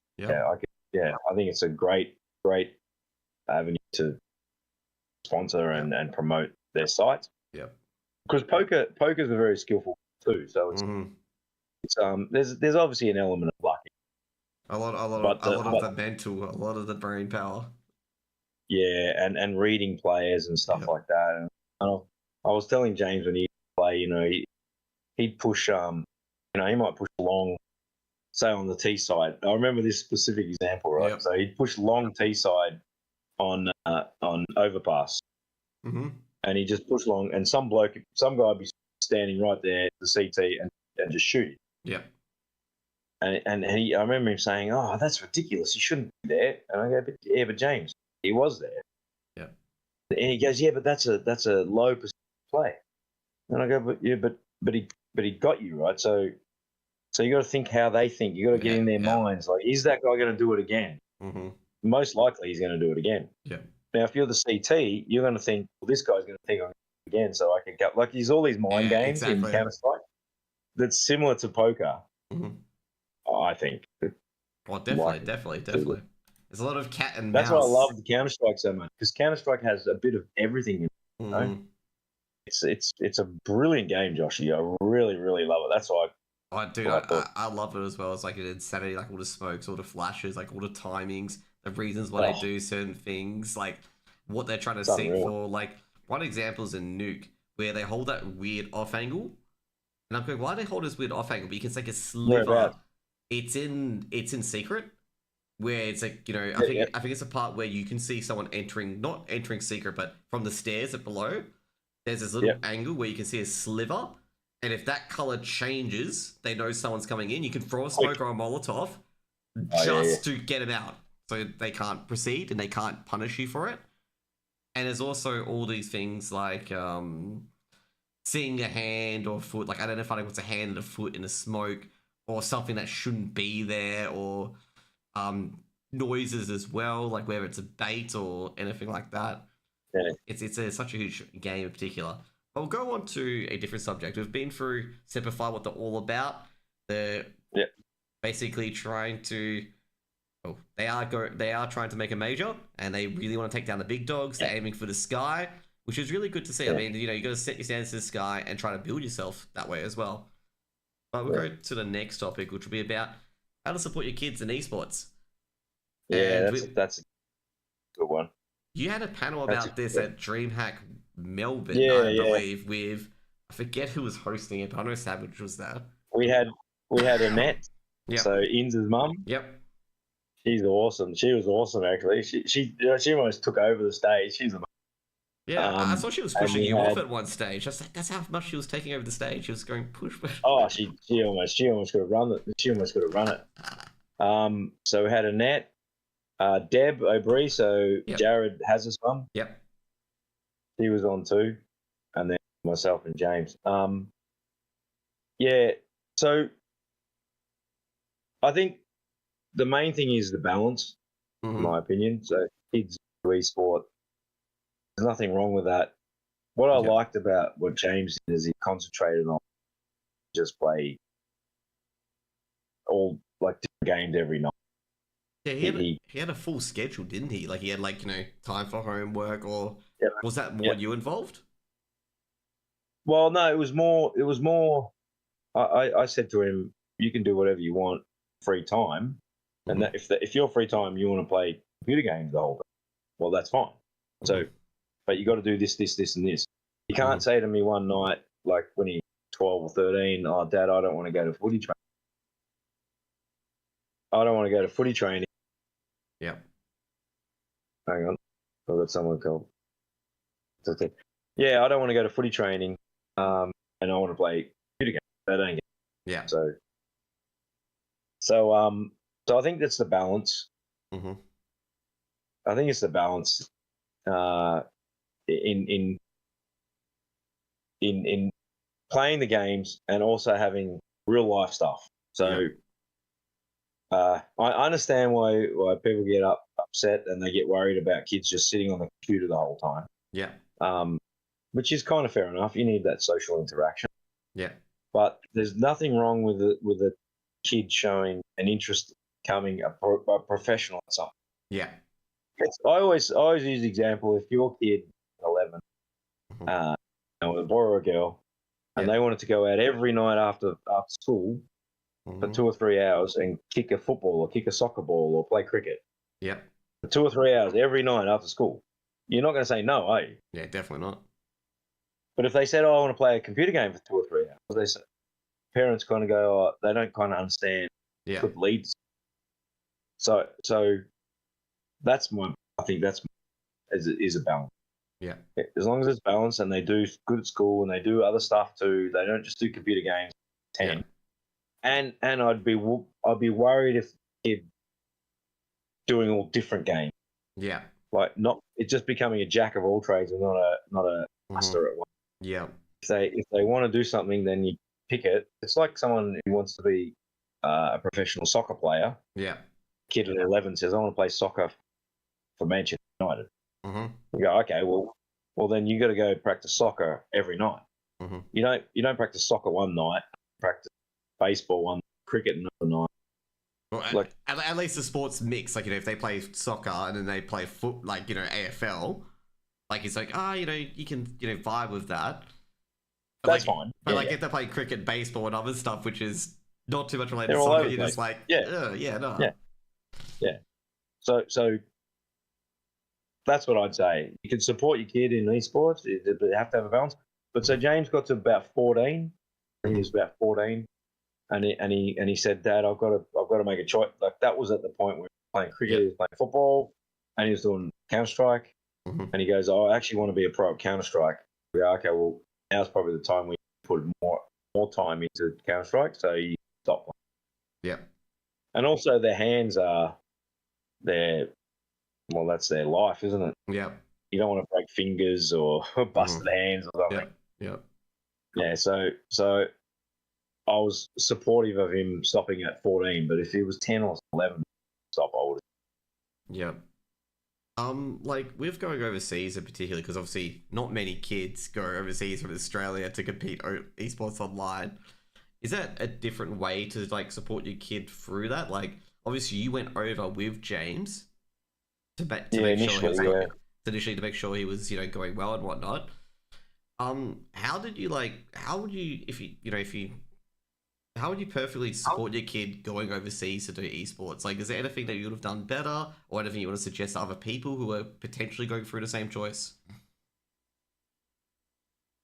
Yeah, it's a good question. I think when he went over initially with LFO, because he was so young, guys he was with were a bit older than him. Yeah. I think Hazard was. I think Jared was about 20. James. Yeah. So that's a bit harder because he's so young. So that's why we kind of went over just support him. But if you're 19 or 20, just go. Just go. Support them financially. Go over with them if you can. But if that's what they want to do, that's what soccer players have to do. That's what all the Aussie soccer players. Yeah. If you want to make it in soccer in Australia, you got to go to Europe. You just have to. Motorsport's the same. If you want to make it in F1 and that, you got to go to Europe. You just got to. Yeah. Because I do recall someone actually, I'm not sure, there's a conversation in the back of my head, and someone actually told me, I think it was earlier today, we talked about the Australian majors being on at 4 p.m. EST, And Yeah. I realized to myself, I'm like, I don't want to say it to them because it might sound like come off so badly. Like, you got to I saw sacrifice. that. You got to sacrifice I stuff saw in that. sports if you Yeah, I want to saw get that. anywhere. And it's a harsh reality for a lot of people because you can't. What was it? What I gotta say? If you're in Yeah, your I saw that. comfort zone, like you have to Yeah, you're not going. sacrifice stuff in sports. Like eventually, like you have to go for that extra mile because someone else is going to go for the extra mile. You need to be able to match that as well. It's kind of Well, a arms race, I suppose. well, it's interesting when that I saw that all that thread and stuff. Yeah. The guys that have gone, oh, I can't take time off work. Start at 2 o'clock. Yeah. They're probably not going to make it to the top four. Like, let's be honest. I mean, Yeah. if you seriously thought you were going to make top four, make close, you're going to take half a day off work. So they're just playing it for the hell of playing it, which is fine. There's nothing wrong with that. It's great. Definitely. They might be yeah. So I say, I don't think the players will be insulted by that. They'll just be like, yeah, he's got a good point. Yeah. Look, who knows? People are really delicate these days. You got to be careful what you say. I'll say in particular, it's like I'll say in particular as well with kids, like, you wanted, like, what was your minimum level education that you wanted Savage to have before he sought out esports? Yeah. So yeah. Because so year 12. That reminds me of what Kiro said. Like, Kiro's at uni, obviously. Yeah. That's why I asked that question, because year 12, and then other people want a uni degree. So year 12 was the minimum. And he actually did year 12 when he was overseas, the LFO. He did it online. Yep. And the school was really supportive of him. He said, we told the school what he was doing. We don't need him and his mum. We don't care if he gets 98%. He just needs to pass. Yep. School were very supportive, and they said, yeah, we can do it all online. So James was actually 12 playing overseas online. But you need year 12, at least get year 12. Yep. Then you can take 2 or 3 or 4 years off, chase your, and if it doesn't work, you come back, you're 22, 23, 24, you go to uni and you're a mature age student, you can get into law. You don't have to get 98%. You get into law as a mature age student. And you can even just go to the blue collar industry as well. Like, they're always looking for people who can do the heavy lifting or hard work. Nothing wrong with that. Yeah. Nothing wrong with that. I think a lot of big issues with the education system in general, it really narrows you down, saying that uni is the only way, you won't be successful without it. And they also really pressure it that has to happen now. There's no later. It has to happen now, kind of thing. Doesn't have to. You've got plenty of years. Just exactly 19, 20, 21, 22. Just relax. Go and chill and see the world. Come back to it. Yeah, exactly right. That's what I meant. Like, everyone seems to narrow down, but it's not the case. Like, I've experienced it. You've experienced it.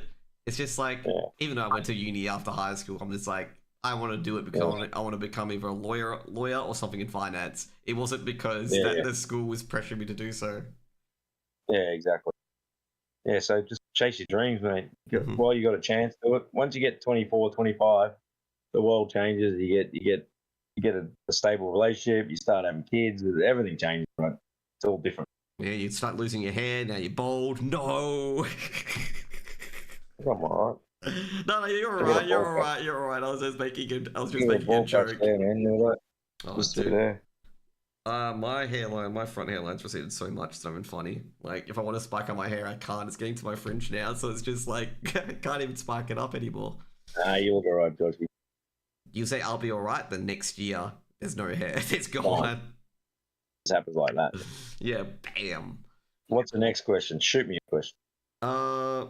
No, that's pretty much... No, I'm just kidding. There are a few questions. Now, with, other people want uni degrees and whatnot, you did talk about, obviously, the 4 p.m. start time. Like, if you're going to make it, you're going to have to make that sort of sacrifice. Would that choice change depending on how old your kid was? Like you said, obviously, at 10, you probably wouldn't let them do that. If they're a bit older, would you let them, potentially not finish year 12?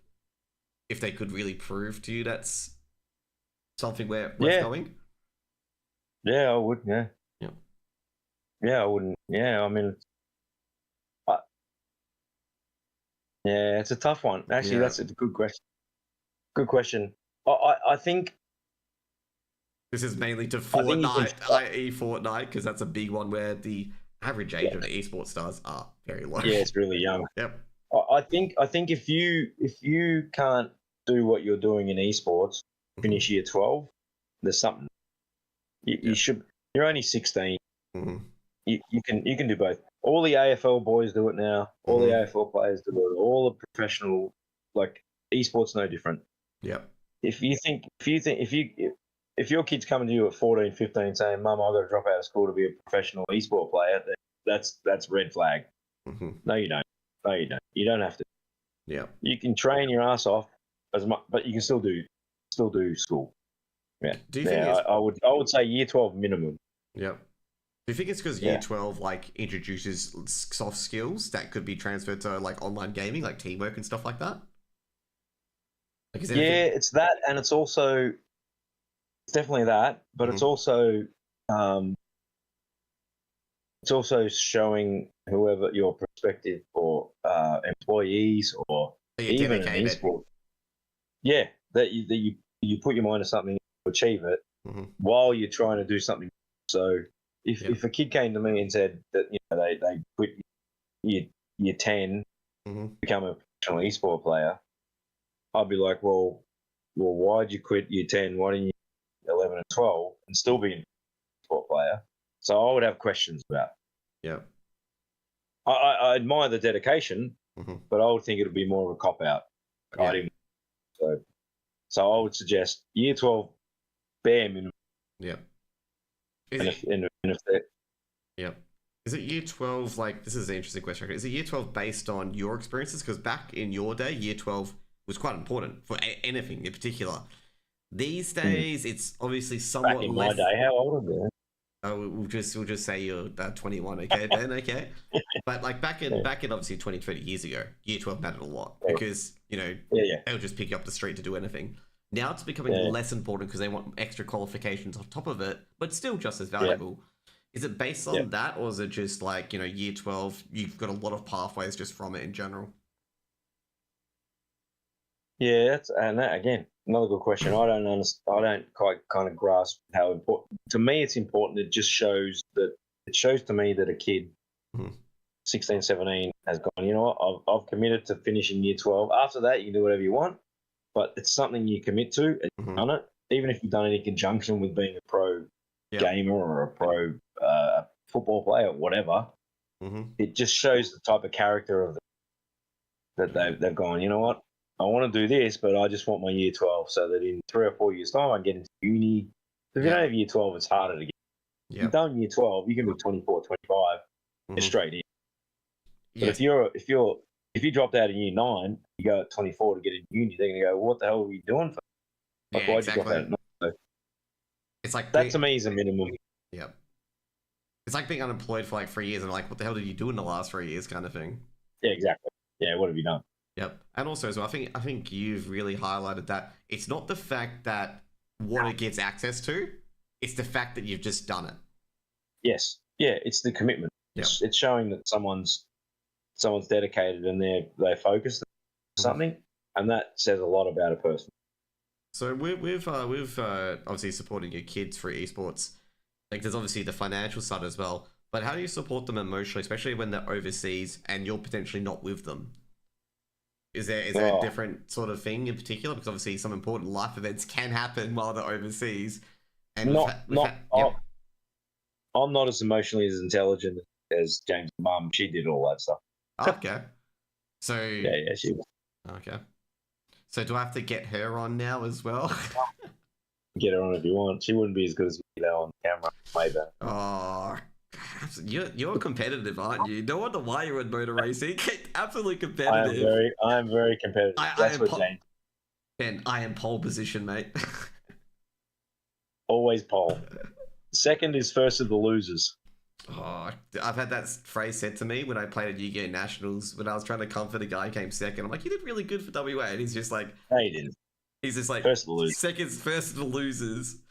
And he did get beaten by like, I think it was like 200 life points, which is so unfortunate. Like, he was so close to winning, but First of the losers. I've got to do another quick toilet break, Joshy. Yeah, all good. We can be right back. You good? We'll come back with the last topic, and Yeah. that'll be it. Go to a break. Support our sponsors. We don't have any sponsors. We're going to get sponsors, Joshy. Oh. Anyways, guys, hope you guys have been enjoying that so far. It's been very, very fun talking to Ben. Yeah, I gotta say overall, like, you know, it can be very, very difficult to like support your kids while they're overseas. Like, I've had so many things and heard so many things in particular. Like, the most famous one I do remember is the Shocks incident as well. With not incident. Incident sounds so bad, but Shocks when she broke down over her, I think it was her grandmother and her mother passing away in quick succession, and she didn't see either of them before they passed away. And she went on stream about it when, you know, she was not in a good place. And it was absolutely heart-wrenching watching that because I think she was in a different country at the time. And she didn't get to see them, you know, that one last time in particular. And that's what led to me to that question in particular, is because it's just like, what do you do in those circumstances? Because you don't get to see family and friends too much while you're over there. And, like, you know, how do you bridge that gap and stuff like that as well?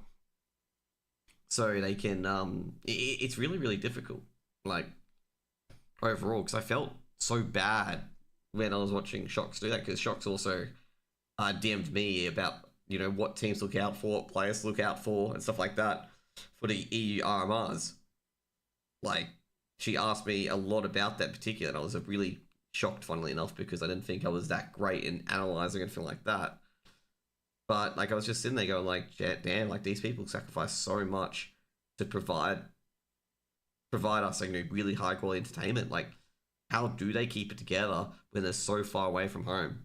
And it can only just, you know, be magnified being Australian in particular, because, like, in Europe's 7 hours behind, basically, so you can only really talk to your family at certain hours, basically. I think America would be much worse, because that's generally 12 hours, can be 13 to 14 hours as well, in particular, that, you know, you can't call them up at any time. So that's why I asked that question in particular. And Semper Fi is really good to have an introduction to, you know, Semper Fi, who they're all about, what they are. I gotta say, I definitely bumbled that 100%. That Shady, of course, is being the rifler, not the AWPer. I forgot Keen is an AWPer. I had it in the back of my head that Keen's the AWPer, but then, you know, fumbled the bag. But I do know he was in that Gucci roster ages ago, but obviously that didn't go ahead. But I'm actually, you know what the funny thing is that Semper Fi have got the 2 Vs, okay? Obviously no Vexite for Order, but they've got Vision instead. So I wonder if Valiance and Vision are going to be on the B site together in Inferno. So it could be like the Vs of Semper Fi. And that would be amazing. But I do like some of the comments in chat, okay? The Warzone team as well, Cray. I completely forgot about that. Is this live, Joshy? Yeah, it is live, mate. Oh, Jesus. Yeah. Where's the comments? Ask me some questions. Oh, no, I banned them. No. I banned them, okay? We got them away. Only I can ask questions. No, but Gray said a few things as well, like the Mind Freak roster that was picked up by Navi was also from Warzone as well. And he also made a comment about your, you can also play the same game. Gray said, but people troll my pugs when I try to play the same games as Tier 1 pros. And he also made a joke about, you know, how old they have to be before they can play. And he made, you know, if you could say Mama and Dada, you could say 1B, mate. Mate. And Hoax, which is the CEO Advantage, he said, once I have kids, Project Monacy begins. Yeah. Get them started as young as you can. Yeah, the Yellow Flash. I like that nickname he had for himself. But we'll go to the last subject. And that will be... What's the last one?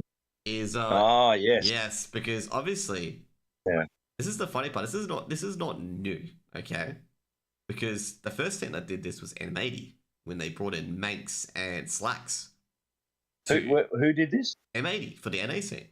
They brought in Manx and Slacks. Oh, you're talking about Yeah. You're talking about North America. Yeah, talking about North America, like, you know, team ejected EU players. They built with Swisher, Malbs, and Rek. Yeah. And the big sacrifice that they did there is that Rek became a support player. Rek was a star player. He became you know, and they also brought in a European coach, I believe, as well. Yeah. And they tried this in particular. like obviously now AU's doing it. Do you think this is going to be the future of the scene where people are going to go Well, to tier 2 to tier 3 players? And well, well, AU's not doing it. I yeah. did it. Oh, what I'm saying, like, is AU going to start doing that? That's the main question. Well, I think it's the only way to do. I think it's a great way to go. You get not only do you get some experience like Keen and Shady. That Mm-hmm. what I saw. Obviously, James was in Europe for 3 or 4 months before Yeah. this, right? And so I was talking to him, and he was saying, "Dad, you have no idea how much better he got in that last 3 or 4. Just playing every day, just even on Face It, right? So Mm-hmm. he just got so much better. So Keen and Shady being here, Yeah. The knowledge that they're imparting on Maddie and Ethan, so Valiance and Vision, Yep. is awesome. So even when they go back, then now you got Valiance and Vision who can then pass that on to other Australian kids. So Yeah. I think it's the future only because. So when I got the investors to help me, Yep. like I didn't have the money. Yeah. Yeah. I didn't have the money. So I talked to a lot of people about it. The way I sold it to them was we're going to get two guys from Europe, Mm-hmm. join 3 good Aussie kids. Yep. The 2 guys from Europe are like Man United players. Yep. So that's how I sold it to them. Like people know soccer, right? So Yep. Yep. Yep. I've gone. They're kind of like 15th, 16th on the in the roster. Yep. So they're playing for Manchester United. They can't get into the first team. Yep. Yep. They're not good enough to get play for Man U, Mm-hmm. but they're pretty freaking good. Yep. So if they come to Australia and played for Melbourne Victory, Central Coast Mariners, Yeah. Yeah. Yep. then they're going to be probably the best players in Australia. Yep. Or close to it, Yep. equal to our top, like our. So that's how I sold it to them. So you get 2 European guys coming for 12-month contract. We go hard. They teach the 3 Aussie kids what's going on. Mm-hmm. Then they might go back. We get a couple of Europeans, and we keep doing it that way. Yep. We build them up, and then they get picked up by maybe tier 1 or so. That's how I sold it, and I think that's kind of close. Like, these guys are good. You know, these guys are good, and that's taking nothing away from the Aussie players. Yeah, like our Aussie kids are. You look at the top 7 or 8 of Aussie players. Mm-hmm. You could even name them, couldn't you, Josh? You could name them. Yeah. Okay. They are mechanically. Like, are you gonna name them? Go on then. Okay, JKS, Ince. There's a lot of riflers. Dexter. No, hang on. You got to take JKS Dexter as take the international guys out. Take the Australian players right now. The Australian players right now Ince. are Ince, Vexite, Liaz. Dexter's had international experience, but he's here though. Come on. Oh, Dexter doesn't count because he's into. Oh, boo! Nah. But yeah, you can get those players in particular. I can't name all 8 because there's like a contest between a lot of them. But I would say overall, like our main key core, like export is riflers because we like AWPers and IGL so badly in AU. And again, that's probably just lack of game. You can't play enough games here. Mm-hmm. You just can't. Mm-hmm. So how are you going to learn how to captain? So I understand. Yeah. But yeah, so what I'm saying is the top 7, 8 players in Australia, if you took the top 7 or 8 players, and probably most of them freaking FlyQuest, that's fine. Yeah, yeah. That's why they've been the top the whole time. Mm-hmm. They always what Will did was amazing, right? He created this awesome team, and then as soon as someone comes up, he just gets them. He gets them. Oh, so what are you talking about, Will? Like, which was are you referring to Wombat or are you referring to a different Will? No, Will, the guy that owned Renegades. Okay, yeah. So he had a great model where he created the best team, and everyone wanted to play for Renegades, right? So yeah. So as soon as he rang them up, they just drop everything and join. Mm-hmm. So the top 8 or 9 players individually, mechanically, I think are as good as, in my opinion, good as any of the top Europeans. But we've only got 8 or 9 of them. Yeah. Europe's got 200 of them. Exactly. Yeah. So Yeah, so that's the difference, but that's not taking anything away from the Australian players. Mm-hmm. The difference, in my opinion, especially after I've watched some boot camp that 10 or so days, is the teamwork side of it. The that's the difference. That's the difference. I mean, 100%. It's not the individual skill. I mean, I'm taking what you got to take out the Zywus and those freaks. Yeah. But after you take out the top, 10 European individual players, anything after that is our top 8 or 9 in Australia are as good as the European. Yeah, I would say overall, to really add on to your point, is that they have 200 players, like we have 8 or 9, but those 200 players can have massively different play styles, which they can learn off and then create and then combine and make a lot better. And it's like an exponential formula, basically. Like their trajectory just goes so much higher than the Australians' ones. And therefore, basically, we have to import these people over, otherwise we don't get exposure to that style. In fact, in Australia, I've just noted that there's no regimented style in Australia. So anytime we verse a regimented style, other than FlyQuest, who crack against it a lot, they just fall to pieces because they've never played against it. Yeah, they don't get it. Yeah. Now, it's not because we're not good enough players. Mm-hmm. The individual skill is, if you did one-on-one competition, that'd be a cool thing to do, like a one-on-one CS:GO. That'd be. They did a 2v2 for the Red Bull stuff. Because that's when they did it actually previously last year as well. Because Ruffleco, I think they may have done a 1v1. Craig, did they do a 1v1? Because Ruffleco was really shoving it into Jeremy, emotion that he'd beat him in a 1v1. I just want to confirm that, but I think that may have been a 1v1 or a 2v2. I'm not sure. But anyways, Craig can probably confirm that for me. But yeah. So I think individually and mechanically skilled, I think we're as good as anyone in Europe, other than say the top 5 or 10 or whatever. But the next 200, we're the same. But in terms of team, especially after seeing what they were doing on the over the last couple of weeks, and just the way Keen Christus was explaining to the guys what's happening during the game, during the map. Yeah, it's like, wow, they're on a different level. They're elo on a chess sort of. It is elo, yeah. Chess is the same as 1600. We're at 1,000. Like it's, and I think by bringing EU players here, we're only going to help Australian players. We're not taking away spots for Australian players. If this works for me, Keen and Shady will probably go back to Europe. That's fine, and I'll get another two. Yep. Okay? I'll get another. Maybe one of the Aussie boys can IGL because they've learned off Keen, and then we can get a couple of. Yep. What'd be really cool is some of the top. And also as well, like even the AU players could teach the EU players a few things as well. Like, obviously there's a lot of South American teams and Asian teams that play very puggy, but it's a controlled sort of puggy. Like Furia always have FlyQuest's number. Like every time they're the little fawn in their side and somehow win, despite the fact I'm looking at the analysis and being like, they shouldn't be fucking winning. Furia are not good. And they do. That sort of thing. Like they can also teach them as well. It's interesting you say that because a couple of times they did a 5-stack. The boys in Latvia did a 5-stack Face It game, right? And they played just 5 randoms on Face It, as you do. And these 5 they literally played heroic in a scrim. I watched them play heroic. They played Astralis and heroic. And they did pretty well. And then they 5-stacked against a random 5 people on Face It. I do and these recall Face guys. Hey, they played against Sasanito from Apex. Yes, I do recall. Just continue. It was weird, and these 5-stack Face It randoms just slaughtered them. And I remember saying to James, that doesn't make any sense. What?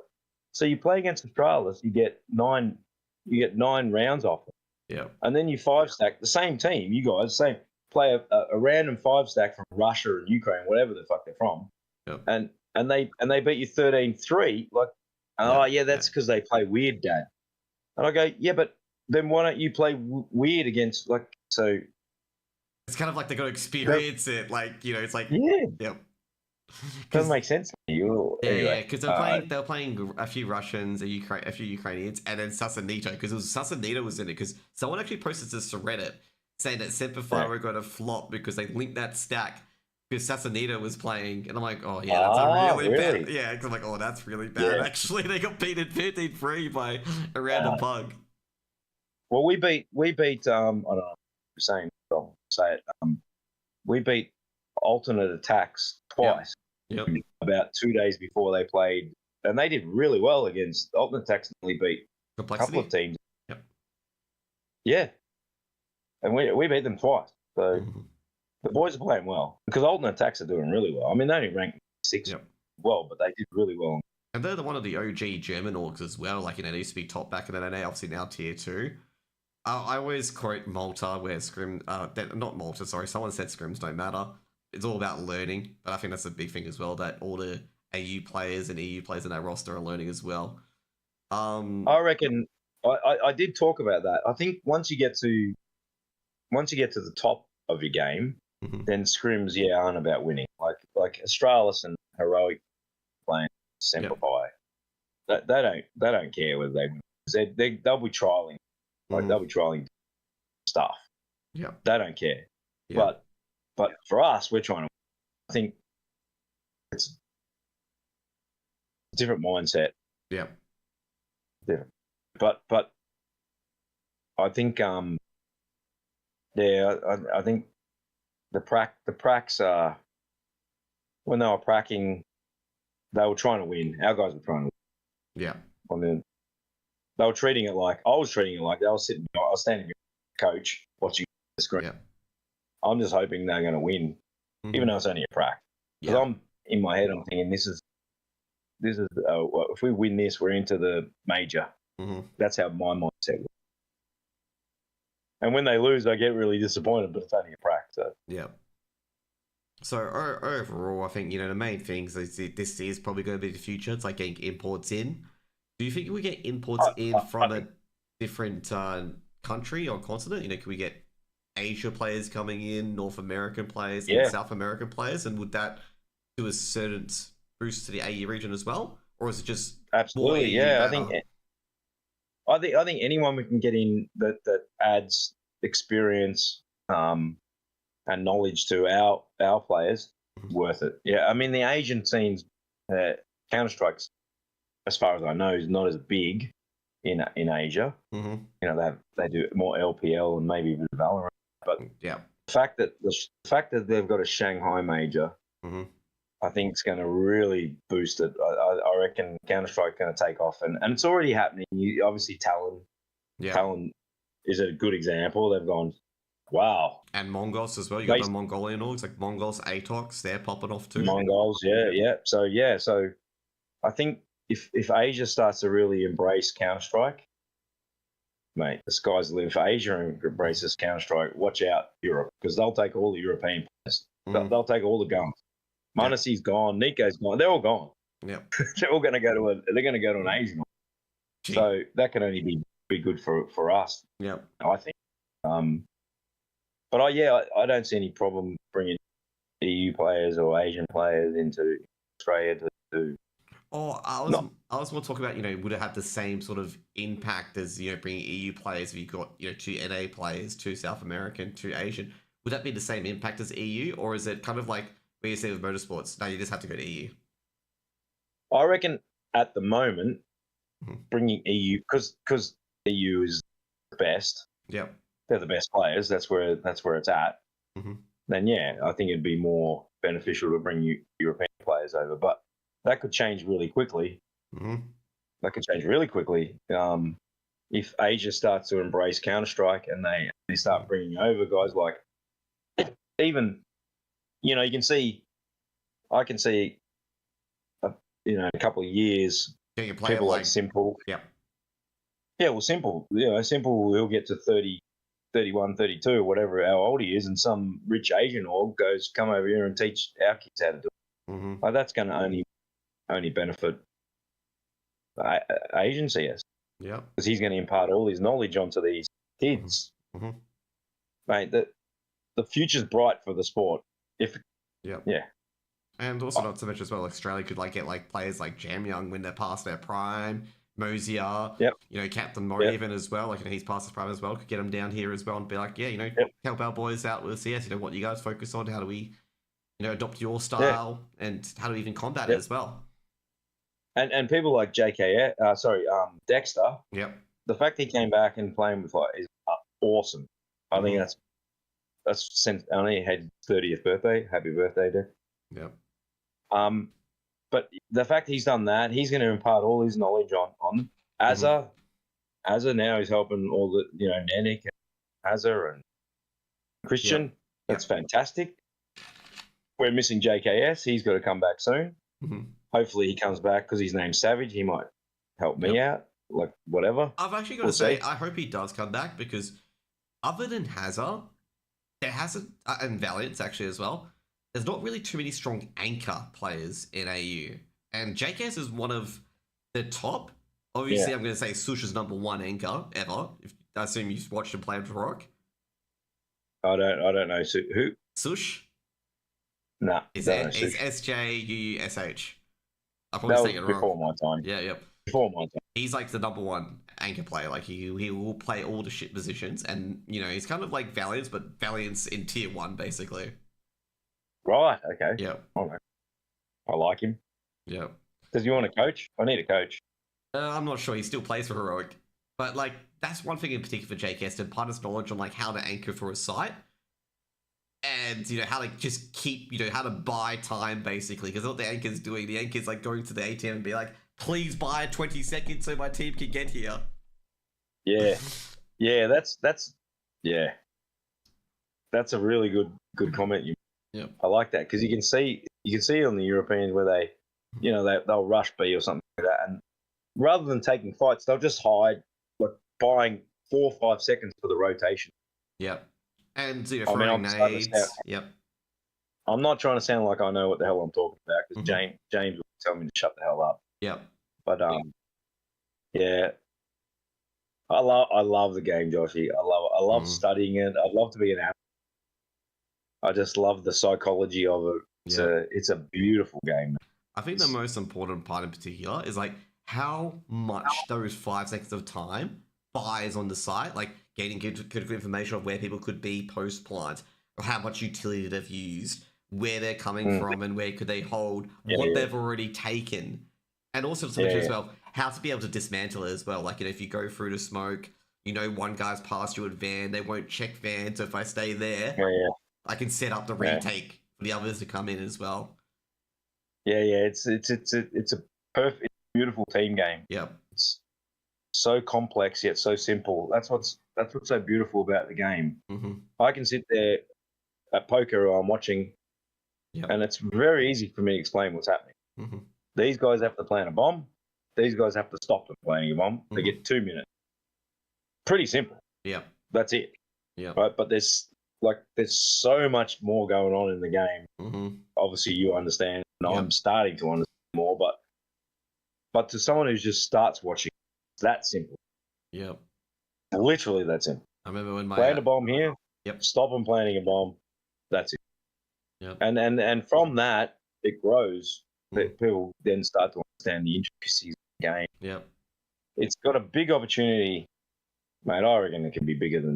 Oh, definitely.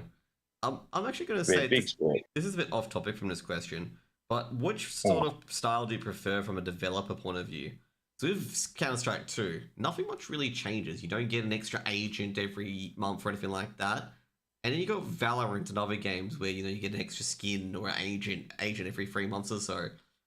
Do you prefer the Valve method with Counter-Strike, or would you like a game that gets updated like every 2 months with new stuff, basically? Well, okay. I don't know a lot about Valorant. Okay. If you don't want to answer it, it's fine. Like, no, I'll answer. I don't know a lot about the game other than when I watch it, it looks a bit magical to me, where you can cast spells, and force fields up, and all this weird stuff, right? Yeah. I think that's one thing I like about Counter-Strike. It's a bit more realistic in a way. So that's what I like about it. In terms of what you were saying, I like the traditional stuff. So keep it I think that's what Counter-Strike's It, stood the test of time. it's more player created than developer created. What is Uh, Valorant? no, Counter Strike. It's more player created. Like they give them the tools, and they're just like players. It's like more sandboxy, basically. Like here's the tools, Right. players. Go do whatever you like. Yeah. And Yeah. developer side, which is for Valorant, is like we add the changes and try to dictate how play goes. Oh, okay. No, well, I like it better from the players. Yeah, 100%. Yeah, it should be the players are the ones playing it, so they should dictate what changes happen. Yeah. That's a basic, my basic point of view. I mean, I'm not really educated enough to comment on it. Yeah. All I know is that Counter-Strike's been played since, what, 2000? I think it's a bit older than that. I'm just trying to think. I'd say Even 2000. older. I think it might Source? be. I think it'd be Counter-Strike Source? I don't know, 1.6. I played 1.6? I played Yeah. 1.4. That was before I went to. That was when I was in year 8, year 7. I think it was before that as well. Yeah, say you'd be a bloody little kid. Yeah, because I was playing that as well. I played Aztec back in the day as well, and Italy as well. We played Hostage before we even became Diffuse. The crazy thing about Half-Life in particularly, oh sorry, Counter-Strike, it was just a Half-Life mod. It wasn't even actually a standalone game. Yeah. And they had like so many other games as well, like Natural Selection, Ricochet. It just Valve made like this is actually the crazy part as well. Like Valve made 8 separate add-ons for the game. Like there's Day of Defeat as well. Like so many different FPSs from Half-Life. And it's just crazy that Counter-Strike was the one that succeeded. Like it wasn't even the main game. Because it's the simplest game. It's like chess. Yeah. It's very, very simple yet very, very complex. And I think that's why it stood the time. I don't know. Yeah. I can see it being around for another 20, 30, 40 years. Beautiful game. Yeah. I love it. Awesome. And that's why I started an org. I hope it works. I hope I can help out Aussie kids. I know, and because James was young when he came up, I'd be looking for guys like that. I'll be looking for 15, 16-year-old James. That's what I'll be looking. I'll go, all right, look at this kid. He's 15. He's going to be a gun, and I'll sign him up. Yeah, I'll have him signed up. Like it happened in AFL in the 90s, where managers started coming in, getting kids when they were in year 8, year 9 that were gun, and signing these kids up before they even got to the age where they. Yeah, I can see that happening. Strike in Australia, and it's recognizing the talent really young. Yeah, getting it. And they're doing it in Europe already. That's why they got on at it. Oh, definitely. Like Navi Junior doesn't get Monacy by a mistake, basically. Yeah, so I think that's where it's going. And hopefully Australia does that. We can sustain a industry in Australia that can. I mean, the kids need to make the money, so that's the hard bit. Yeah, being able to pay them enough so that they can play. Yeah, like even the fact we have to change the RMR from 2 to 4 o'clock because everyone's at work or at school or something. Like it'd be nice if we've got 10 to 20 teams that are getting paid, and you don't have to get paid. You don't have to get paid hundreds of thousands of dollars. You just have to make enough, like you're working at Pizza Hut, working at McDonald's, right? Yeah. If you pay a kid 15 or 16-year-old, $1,000 a month, then they don't have to work at McDonald's. They can come home from school and play straight away. So we need to get to a point where there's 10 or 15 teams where everyone's getting paid. Yeah, that's just that'll be ideal. That's just the internal question for ANZ esports in general. I gotta say, probably need a whole different podcast to discuss that one, because that one's just kind of the perpetual cat and mouse game, because just like, oh, but this problem, we don't get enough, and it never ends. It just ends up to like no one supports it because there's not enough money in it, basically. Yeah, and that's where the business models come in. Do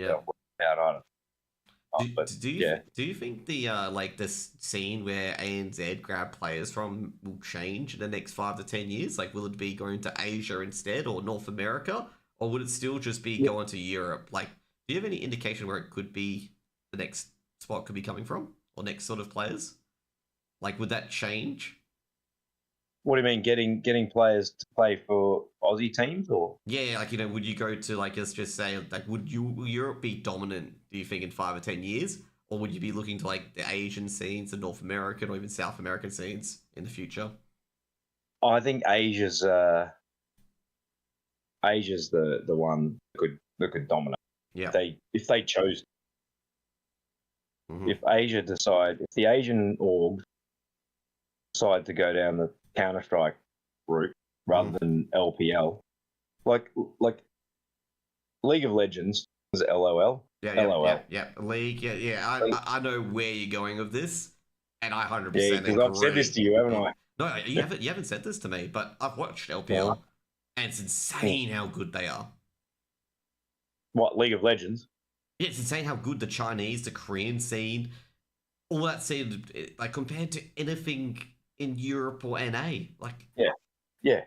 So if they decide to go down the Counter-Strike path, which I think they should, because to me, League of Legends is not it's not a spectator sport. It's not. League of Legends is something that I consider a poker game. Yeah. And look at a screen and explain what the hell's going on. There's just too much shit going on. Yeah. There's spells. There's people running around all over the joint. Yeah. Like it's not really clear unless you're really into. It's a bit like League of Legends is a bit like AFL. Trying to explain AFL to a soccer player, like it's just there's shit going on all over the joint. Unless you've grown up with it, you're never going to understand it, right? So soccer's really simple. You kick the ball into the goals. Like there's not many rules. Can't do that. But AFL's tons of rules. So League of Legends to me is like AFL. Yep. And Counter-Strike is like soccer. So Counter-Strike to me is a way better spectator sport for people just in the esport world. Yeah. Very easy to explain. You can go and watch a game. I could take 20 people to IEMs that have never seen esports in their life, and by the end of it, they'll be hooked. Yeah. If I took them to a League of Legends, that they would still at the end of it go, "What the hell's going on?" Like it's much easier to understand. So I think if Asia go away from this crazy League of Legends stuff where there's shit going on all over the place, and they go down the Counter-Strike path, where the EU's in a whole heap of trouble, they'll take over. Yeah, and you'll be taking players from Asia basically. And we're in their region, so God help us. Yeah. Oh, don't worry. We've got this easy. We have Semper 5 FlyQuest and Talon. We have no issues in particular, okay? So easy 2-0s, mate. But then you see, like, the Mongols. Like, how good are Mongols now? They've just gone to a whole different level. Oh, definitely. They've flown past FlyQuest, like, by far. And I'm like, they could make a run at Cologne. And then they melted down so hard to 9C. And I'm just sitting there in my head and hands going... Oh. It just reminded me of when they were up 11, I think it's 11-4, 11-3 against Astralis at the major and still lost. They had Astralis against the wall. It was a headset throwing moment for me. I'm like, you had them against the fucking wall. Well, we're going to beat Mongols in Shanghai. Oh, now I've seen the target going up. FlyQuest. Now, Mongols. Next up, Navi, G2. You going to take Jail's headband next? You going to tell Wanda? No, we've got his headband, mate. No, I've said to the boys, all we need to do is qualify, get into the major in Shanghai, and then I don't care if you lose 3-0, right? So, I don't care. You're going for the I'm a pet route, the IE chat route. You get 3-0, everything else is bonus points. Just qualify, that's it. And then I'll get all the investors, they're all going to come over to Shanghai. I'm going to get a big Airbnb. Everyone's invited, big party. And we're going to have that drink that I think I said to you that we were going to have when I was making comments. Like, it doesn't matter if you don't make the major. I think it was like I said, I win either way. I have a drink with Ben, and he can tell me that, I told you we were going to make it, but I get a drink anyway. Oh, yeah.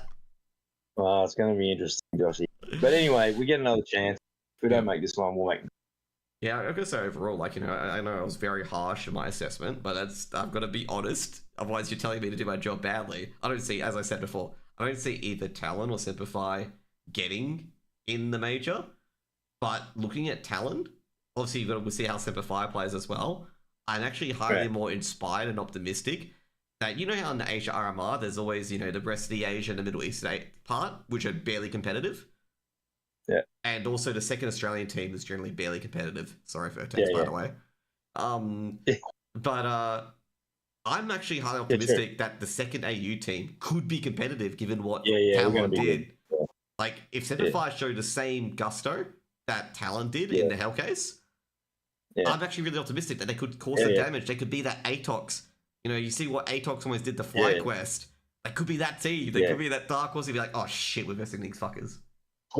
Well, don't underestimate actually how good Keen and Shady are. They're at a pretty high level, and you don't think that because you hear they're in tier 2 or tier 3 in Europe. But having watched them they're pretty good. Like that's the thing that I think might get us a little bit over the line is that I don't think people realize when they see it, they'll see it. They're good. Yep. It's just the hardest part is for me. It's just I got not much to analyze from, and all I had to analyze from was that 13-3 in a pug, and I'm just like, oh, that's not too good. Don't worry about that one. Yep. Yeah. So look, who knows? Who knows what's going? But yeah, I think the talent team is awesome. So hopefully we both get through into the closed and meet each other final. Yeah. The KZG boys, when I talked to them yesterday, they were like, when they went to the HRMR close callies that they're in, obviously, they're like, we're so fucked. No, look, you never know. But yeah. Like I said, KZG boys in particular, like, have you seen KZG play? No. Okay. Who's in the team? So you won't know any of them, okay? So basically... Yeah, I will. Oh, you may? I know a few. There's Hassi, Samux. They have DPR now. He's a new AWPer. Like, he's just below Pain in the tier of AWPer. Like, he's another good young AWPer. There's also his State, which is their star rifler. And I always have this thing where I remember 4 players in their team, but always forget the 5th. And they have the IGL, which I've remembered now as Mingovi. And Mingovi... I know Mingovi. Mingovi is the IGL that it was a big specialist in Overpass. But then they got rid of Overpass because I think they beat Vertex or a team, like a pretty decent team on Overpass. But that team in particular, like, they are very good. They're very good not individually. They're very good as a team, but they just don't have that star individual. You get what I mean? That can make plays. Yeah. And like, you know, they just said like, this is gonna be really rough for us because we are versing really good teams now. I think that's the difference that with Talon. Like Talon, there's not one star. They're all stars. So exactly. Four guys could get killed, and the one left is the star. Yeah.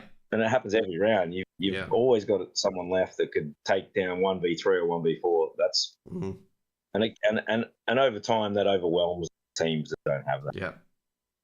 Look, you're always a chance. You're always.